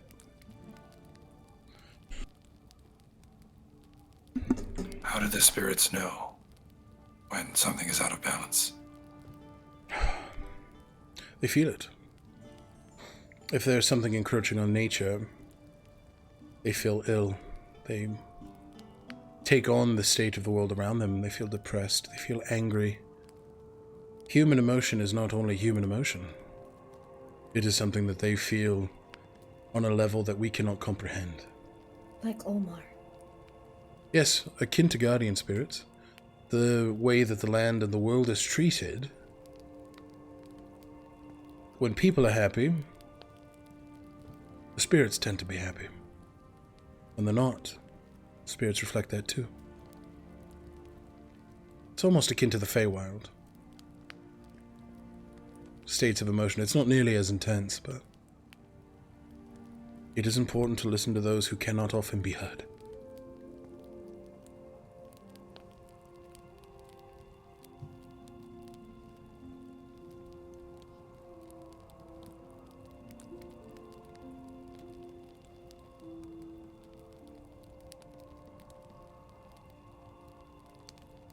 Shall we tend to the spirits as we travel forth? I would love nothing more.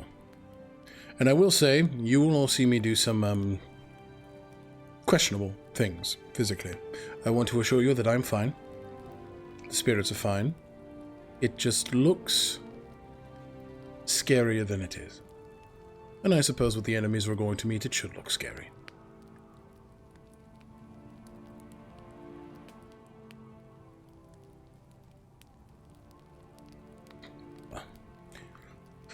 You're gonna keep that as a secret, or are you gonna say whatever it is that you're kind of telling me?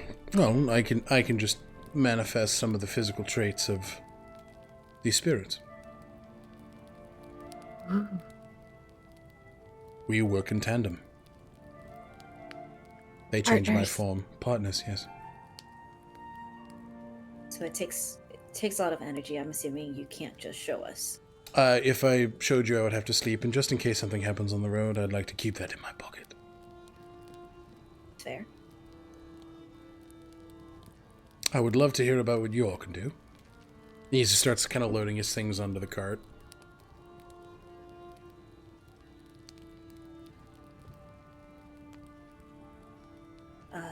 Well, Since you has a moment of like, what can I do? It's like, well, I can fly, but that's because of these boots, so I can't fly without these boots. I can shoot well, I guess there's that. Mhm. But we also try to keep any combat as non-lethal as possible. I can talk to an ancient primordial entity of the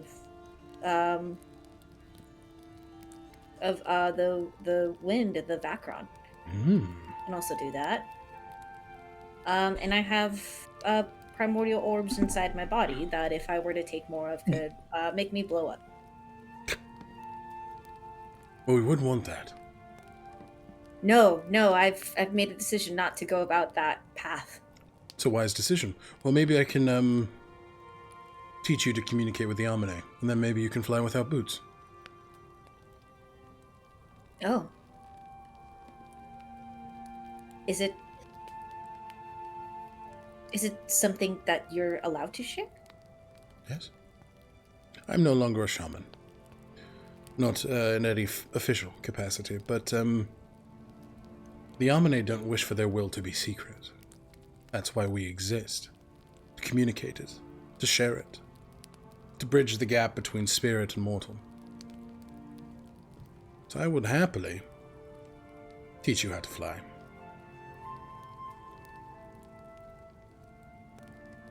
I'm gonna have an opinion about things happening to the balance of nature that could potentially also disturb their presence. Wait, what was that? You cut out at the beginning. Yeah, do the anime would also have an opinion about big cataclysmic things happening to nature that could potentially also disturb their reality? I would imagine so. It sounds like you have something in mind. We'll talk. Understood. All right. You all load up and begin traveling. For the first day, everybody go ahead and give me a nature check, and then give me a perception or investigation check. So nature and... Or investigation. No, sorry. Nature and perception or investigation. Sorry, my bad. Okay. I misspoke. Nature. Ooh, dirty 20 for nature for me. Okay. And then perception or investigation. Do perception. My nature is a 15. 11 nature, 24 investigation. Okay. 20 nature, 23 perception. Okay. Enough. All right. Easy enough to see. Winter's rolling in pretty nicely here. You begin to descend down the mountains, and you guys are noting a fairly clear path ahead as set by Ishor. His carriage is leading as he knows the best way to navigate down these mountains, and it is a clear path, and you guys have plenty of coverage. You imagine you're going through here not being seen, which is ideal. You guys are making your way down, not in a way that's quite stealthy, and thankfully over the cover of a lot of mountainous regions. Looks like the weather is relatively light, so you're not going to be impeded in any way because of weather. You guys are navigating that more than fine. Lazuli, given this, did you roll with advantage because this is a favored terrain? For perception or nature? Both. Well, it would be both. I naturally have advantage for perception, so I went ahead and rolled with that. I'll roll again. So I got a 9. 9. So, okay. Yeah. Not a lot of creatures out at this point. You guys are going to make great pace today. That is for sure. But you guys absolutely begin making your way. Let's do some quick montage stuff for what people want to do, or just some montage stuff of what folks want to do on travel. So, who wants to start us off? I'm knitting. You're knitting? Okay. Give me a sleight of hand check. Or a dexterity check. Yes. Oh, that's a saving throw, but I got Nope. a 29. 29. Okay, it's not I can taking do you. It's not taking you very long to knit this scarf. So you'll probably be done with it by the end of the day. Okay, yeah, I'm knitting, and I can chat with people, so I'm available to have Okay. conversations, but that's what I'm doing. Sounds good. Okay, Lazuli is knitting. Echinacea whistle. I'm knitting. I'm knitting. If we're in the cart, Echinacea is going to approach Whistle. So I've been thinking, sir. Doctor, what have you been thinking? Well, Isandro was talking about balancing light and dark. And it got me thinking about you and I. Oh, I think we are both on paths to help balance. And I think where I fail, you succeed, and vice versa. So maybe we even the scales together. I like that thought. I was wondering if I could do something to help you on your path. You've done so much for me already. I can't possibly accept any more. Well, Zio's accepted my help, and Lazuli's accepted it, and Sir's accepted it, and Nivian's accepted it, and Kaylin's accepted it. And I've made something for myself, so it really feels like you'd be at a disadvantage without it. But you're allowed to say no. If it's not too much trouble, I would be happy to accept your help. Do you have some time to take a seat with me?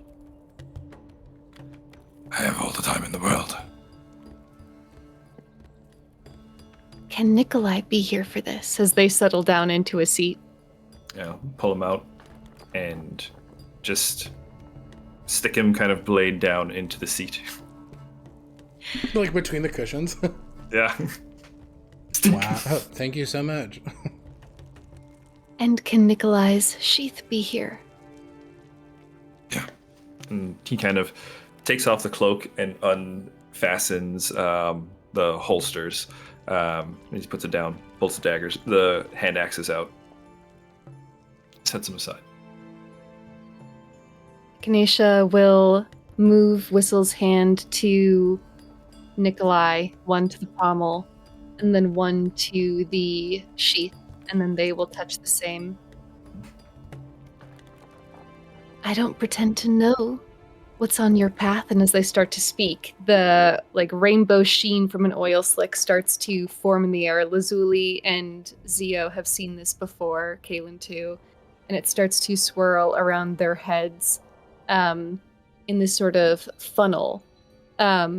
It's slow. The terrariums start to bob within the funnel of this strange rainbow oil slick. And it starts to funnel into the sheath. I know that you see things in the world. You have an idea of what types of people exist, people you follow. So perhaps you could become someone you see worth following. And that Damascus drip from Nikolai's sword starts to weave itself into the sheath in one of the aspects of blue. Maybe you are someone who protects, and a red starts to funnel in as well.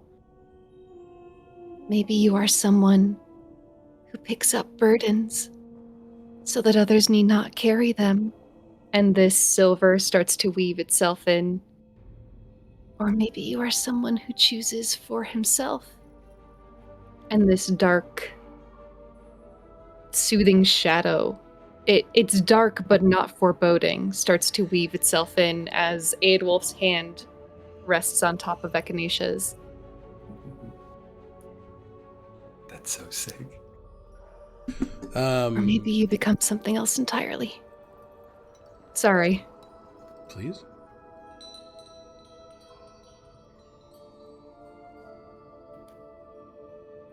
I think as Echinacea is speaking of all these different paths, Whistle closes his eyes, and it's just as Echinacea mentions all the different paths, they're just moments, memories of where he might have seen a moment like that, something, a decision relevant to that theme, as they kind of just go by in his head.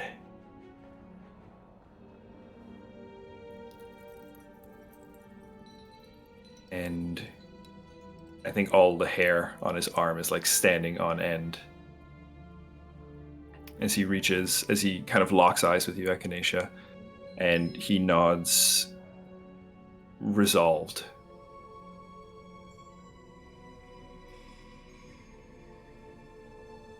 With their hand on the sheath, they turn their hand upward to squeeze Eadwulf's for a moment. Got this. Whatever path you take, I will walk beside you for as long as you wish it.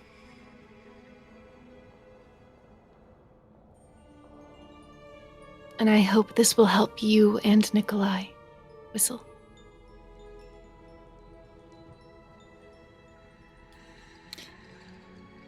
Both of you see, as in this liminal space, much like she has in the other times that Echinacea has worked with all of you in the process of making a prelude, the goddess of magic herself, Minri, walks onto the scene and sits.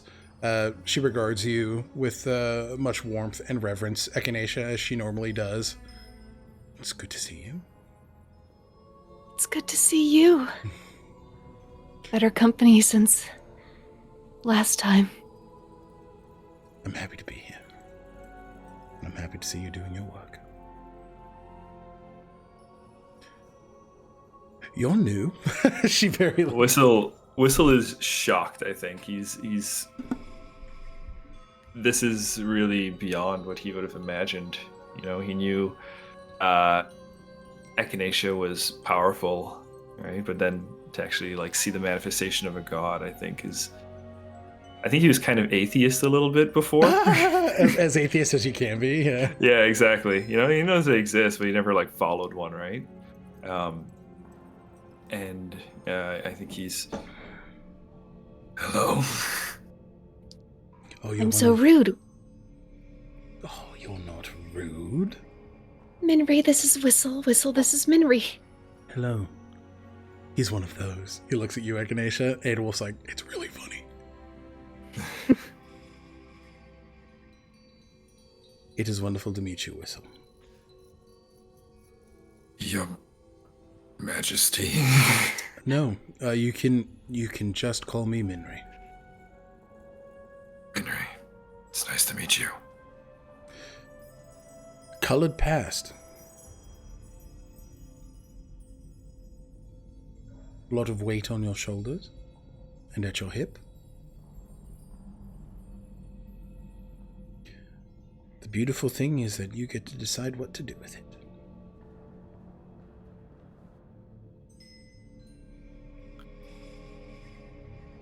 I never believed that I would have a choice in the way my future unfolds. I never believed that I would be anything more than a soldier in Isradon's army.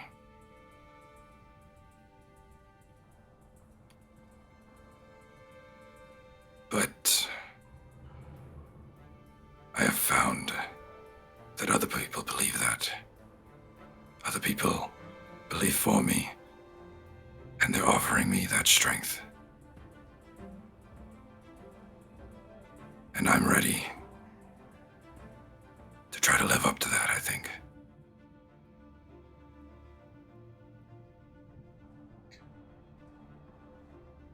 Well, then I think it's time we get to work.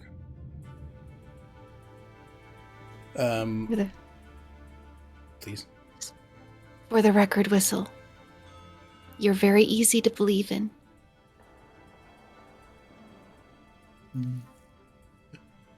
I think he's like choking up a bit here.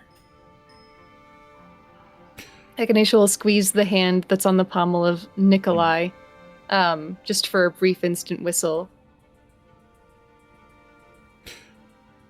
You do see, as above your hand, Echinacea, Nikolai's manifests here as well. Oh. As in akin to a spirit form, he is here as well, sitting with you all, aiding in this ritual as much as he can.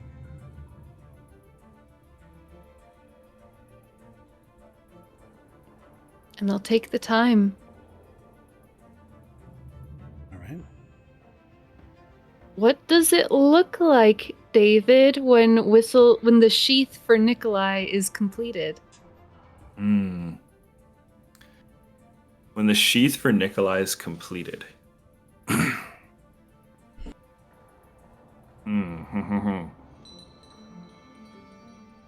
not totally sure right out of the gate here. Can I come back to you guys? Hell yeah.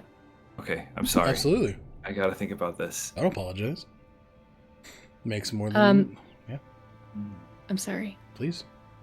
If you type in the Prelude of Whistle in inventory, Oh, and you can add it to your sheet. it's a real thing? It's a real thing. It's a real Guys, thank you. Prelude. Thank Prelude. You said Alright. a prelude?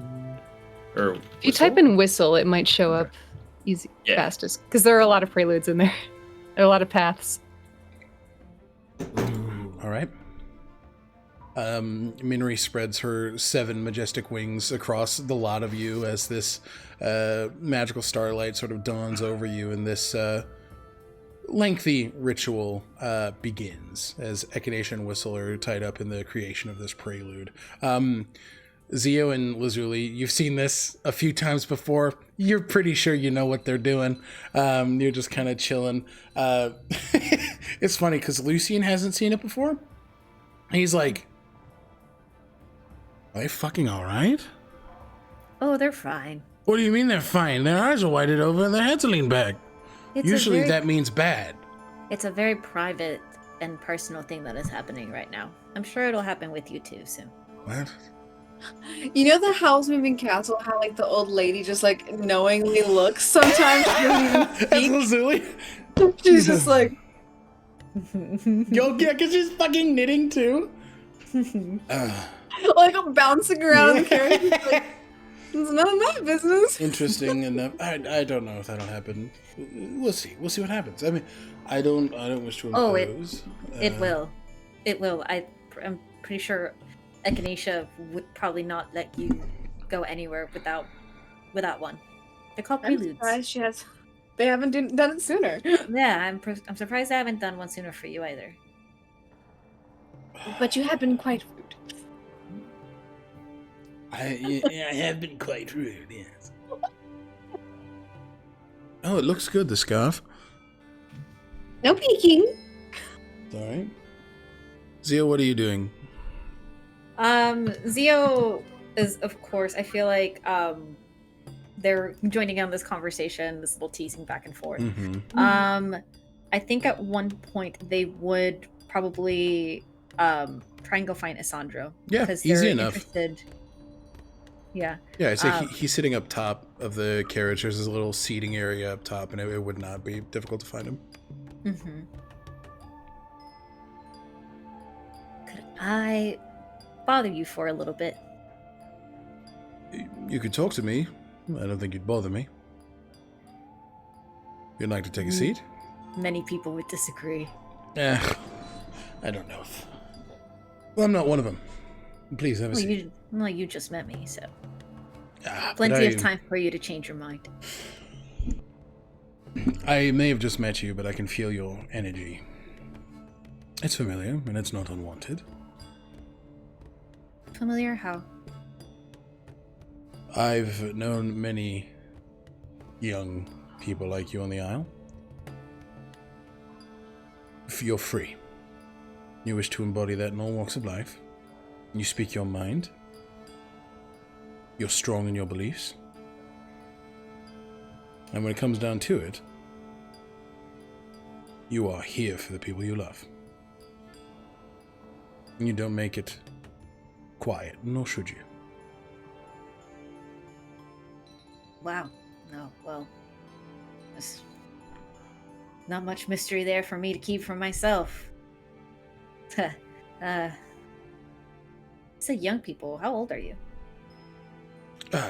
I feel older than I am. I'm 30.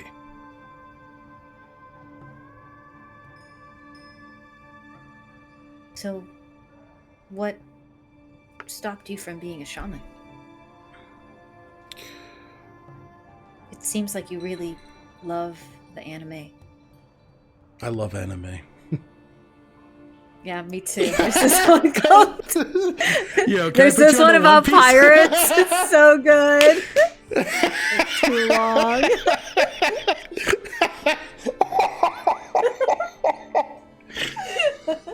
That's gonna happen a lot. I know it's Amine, not Amine, but the anime. Yo, the name's gonna change next session. You know, I did the right thing and I said it out loud 3 times, but I think I'm just stupid. No, the stupid one is me, the sillies. So, I loved being a shaman, but I understood after a certain number of years, 5 to be precise, that there were more spirits in the world that weren't being tended to. Being a shaman of the Isle, you are meant to remain on the Isle, and I think that, in my mind, that's a bit hypocritical. We have our youth at the ripe old age of 18 travel off and do a pilgrimage into the world. I feel as if shamans should do the same outreach. If we're only tending to the spirits in our backyard, are we really doing the work? I don't believe so. Can't tend to every spirit. You can't do it alone. No, I am not alone. And I know that I cannot aid every spirit, but I can aid every spirit that I'm able to. Everyone that I happen to encounter that may need a hand, an ear, a shoulder. That is all. No action is insignificant in maintaining the balance. Like a pebble in water, a ripple will become known.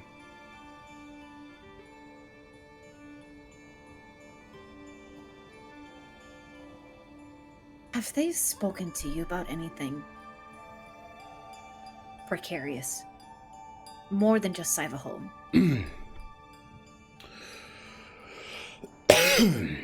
I have heard whispers of vengeful entities.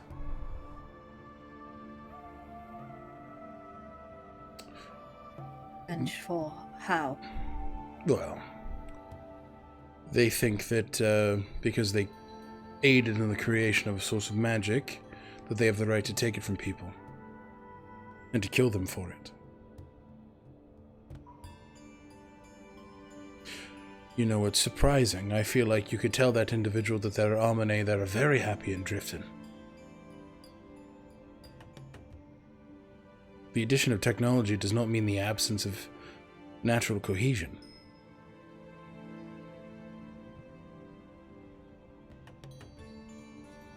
You need electricity to power technology. There is always a role to play. Solar panels need the sun. Windmills need the wind. Technology will always need the natural world around it. If it's done safely. Absolutely. And I'm not saying that Drifton is perfect. It absolutely is not. But there are negative parts of anything, whether it be tied to nature or tied to science. any step in an extreme in either direction is still an extreme.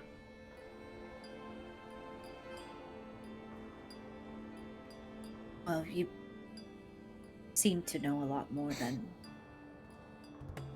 I thought you would already.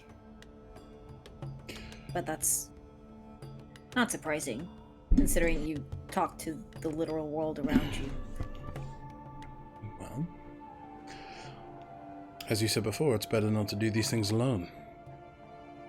I think the world is my ally. Spirits within it can be. I'm excited to be your ally. Why can't the Amine be seen by people?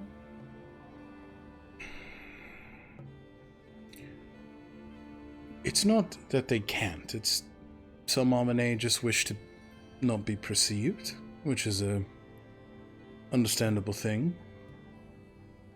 And most people living in their day-to-day lives see there's power in belief. If people are unaware of something, they're not going to see it. Or if they do, they're going to be very quick to excuse it. You were talking about... Sorry. No. To create a myth about it. Some people walk through a forest and hear a voice. That might be a flower Amine. But people might just say they're tired. They're hearing things. You spoke about emotions and how strong emotions can... Do they feel loneliness? Absolutely. People's loneliness? Yes. That's the hardest burden to bear.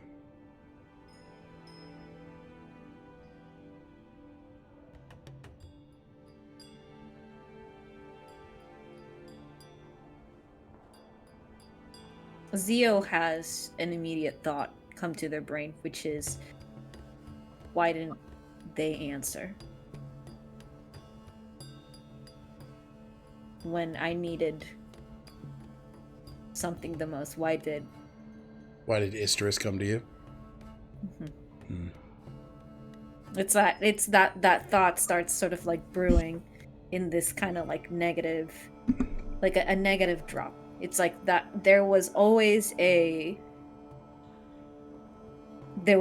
alternative there, and yet once again Zio has to think about what is the darkness that possibly drew one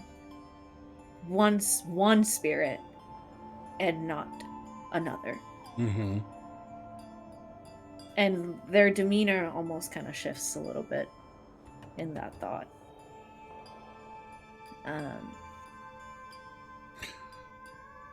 Thank you for answering my questions. I'm sorry they seem to burden you as well.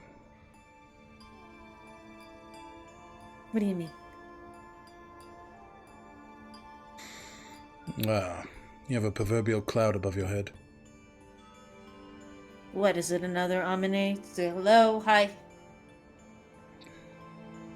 You should not blame yourself or resent them for something that could have happened.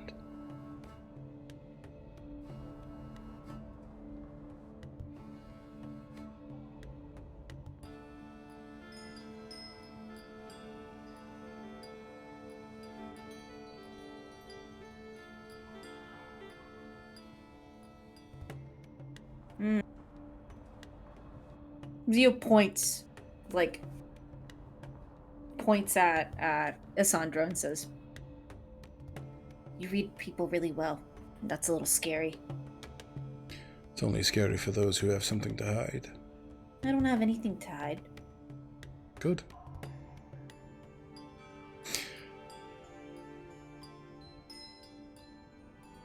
I think it's important for us to read people, to understand people. If you were preyed upon, apologize. It wasn't your fault. Doesn't matter. It's a horrible experience. And I'm sorry. That is a reflection of the person manipulating you, not of you.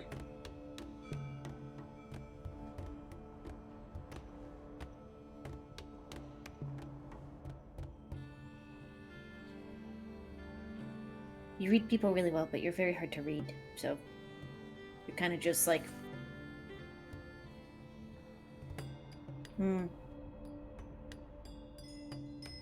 What? I'm watching you. Well, good, I would hope so. I'm watching you as well. Like, gives him like an up and down and says, just kind of like, it's like a little, not unsettled, but it's just like, I literally met this person 3 hours ago, Yeah. and they're already reading me to filth. Like, it's just, What the like- fuck? it's like, what the fuck? I haven't even given you a name, and you're already like, yeah, it's like, like, okay. So like, Zio is sort of like, I can work on my delivery if I'm making you uncomfortable. no, you don't have to change. Maybe I have to be more mysterious and deep and not so open book. Is that a statement? Open booked? What am I even saying? Zio puts his hand on top of yours. You're going to do fine. Well, easy for you to say. You seem very well adjusted. I am. takes his hand back and it's just like, see, you're doing it again. Everything comes very easy for you. It doesn't. It took much work. You are seeing someone at the height of their journey. Don't hold yourself to a higher standard. If your journey is just beginning, of course you're not going to be where I'm at. And that's why I understand where you're at, Zio. Oh, yeah. And that's the ego talking. I'm allowed to be proud of myself and confident in my abilities. That's true. I know, because you believe it in yourself. And you're very proud of what you do. I am. I'm very proud of myself. I'm also very proud of my friends. I can see that. Well, maybe tonight when we make camp we can spar. I'd like to see what you're capable of.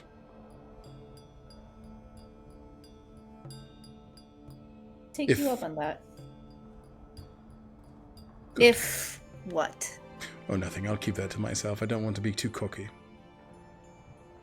What were you going to say? He stands up. His tail sort of glides across the small of your back. If you're not feeling too scared. He starts making his way downstairs. Excuse, just Zia's just like body just rigid, just like, oh, it's on. Yeah. Perfect. And that is where we're going to call tonight's session of Known Realms Tolesh. All right. And she's like, no! Not the small of the back. How dare you? Get him. The way my back arched. The way my back arch. Not just yours, Lou. The way the royal we. the royal us. Thank you, everybody, for tuning in to Chapter 50 of Known Realms Tolesh. Before we head out, let's go ahead and outro our players, starting with David. Hey guys, I'm David. I have been playing Whistle. You can catch me over at Stealthy Elf Productions, where I am the game master for a couple of Pathfinder 2nd Edition campaigns. Definitely recommend you check us out because you might see some familiar faces. Thank you so much. Thank you. I muted like a dummy. Next up, Angie. Buddy, my name is Angie. I've been playing Zio. My pronouns are they, them. You can find me at Agonethetic on the socials online. And also you can catch me starting on February 20th over on Bad House RPG. I'm going to be part of Embers of Rage, a World of Darkness, Werewolf of the Apocalypse game, which is Werewolf Bikers. And it's a full Latina table, which I'm very excited about. So come check us out. Incredible. Lou. Hello. my name is Lou. I was enjoying being sassy today with Lucian, and I play Lazuli, who was the sassy person. She, her pronouns. Lazulia_arts that. Stay tuned for cool art. Thank you, Lou. Last but certainly not least, Button. Hello, I'm Button. I'm Bluebluebutton on social media. My pronouns are they, them. Echinaceia's pronouns are also they, them. Catch me over on Stealthy Elf Productions in Unearthed Inheritance, playing Cress, whose pronouns are also they, them. Yes. Back to you, Alec. Everybody, my name is Alec. My pronouns are he, him. You can find me all places on the internet at Tales Archived. Huge thanks to Lupine Honey for sponsoring Known Realms Tolesh. Go ahead and check out their store. Use code Tales Archive for 10% off your purchase. We want to go ahead and bump again the donation link for the Palestine Children's Relief Fund. Tales Archive, Known Realms Tolesh, we support a free and open Palestine. So if you're able, please go ahead and donate your name, a friend's name, our name, and if you are able. Thank you. And we will see you next week for Chapter 51, where we got some exciting stuff cooking up. So we'll see you guys then. And see you in the next adventure. Hang on for a raid. Bye, everybody. Bye. Goodbye.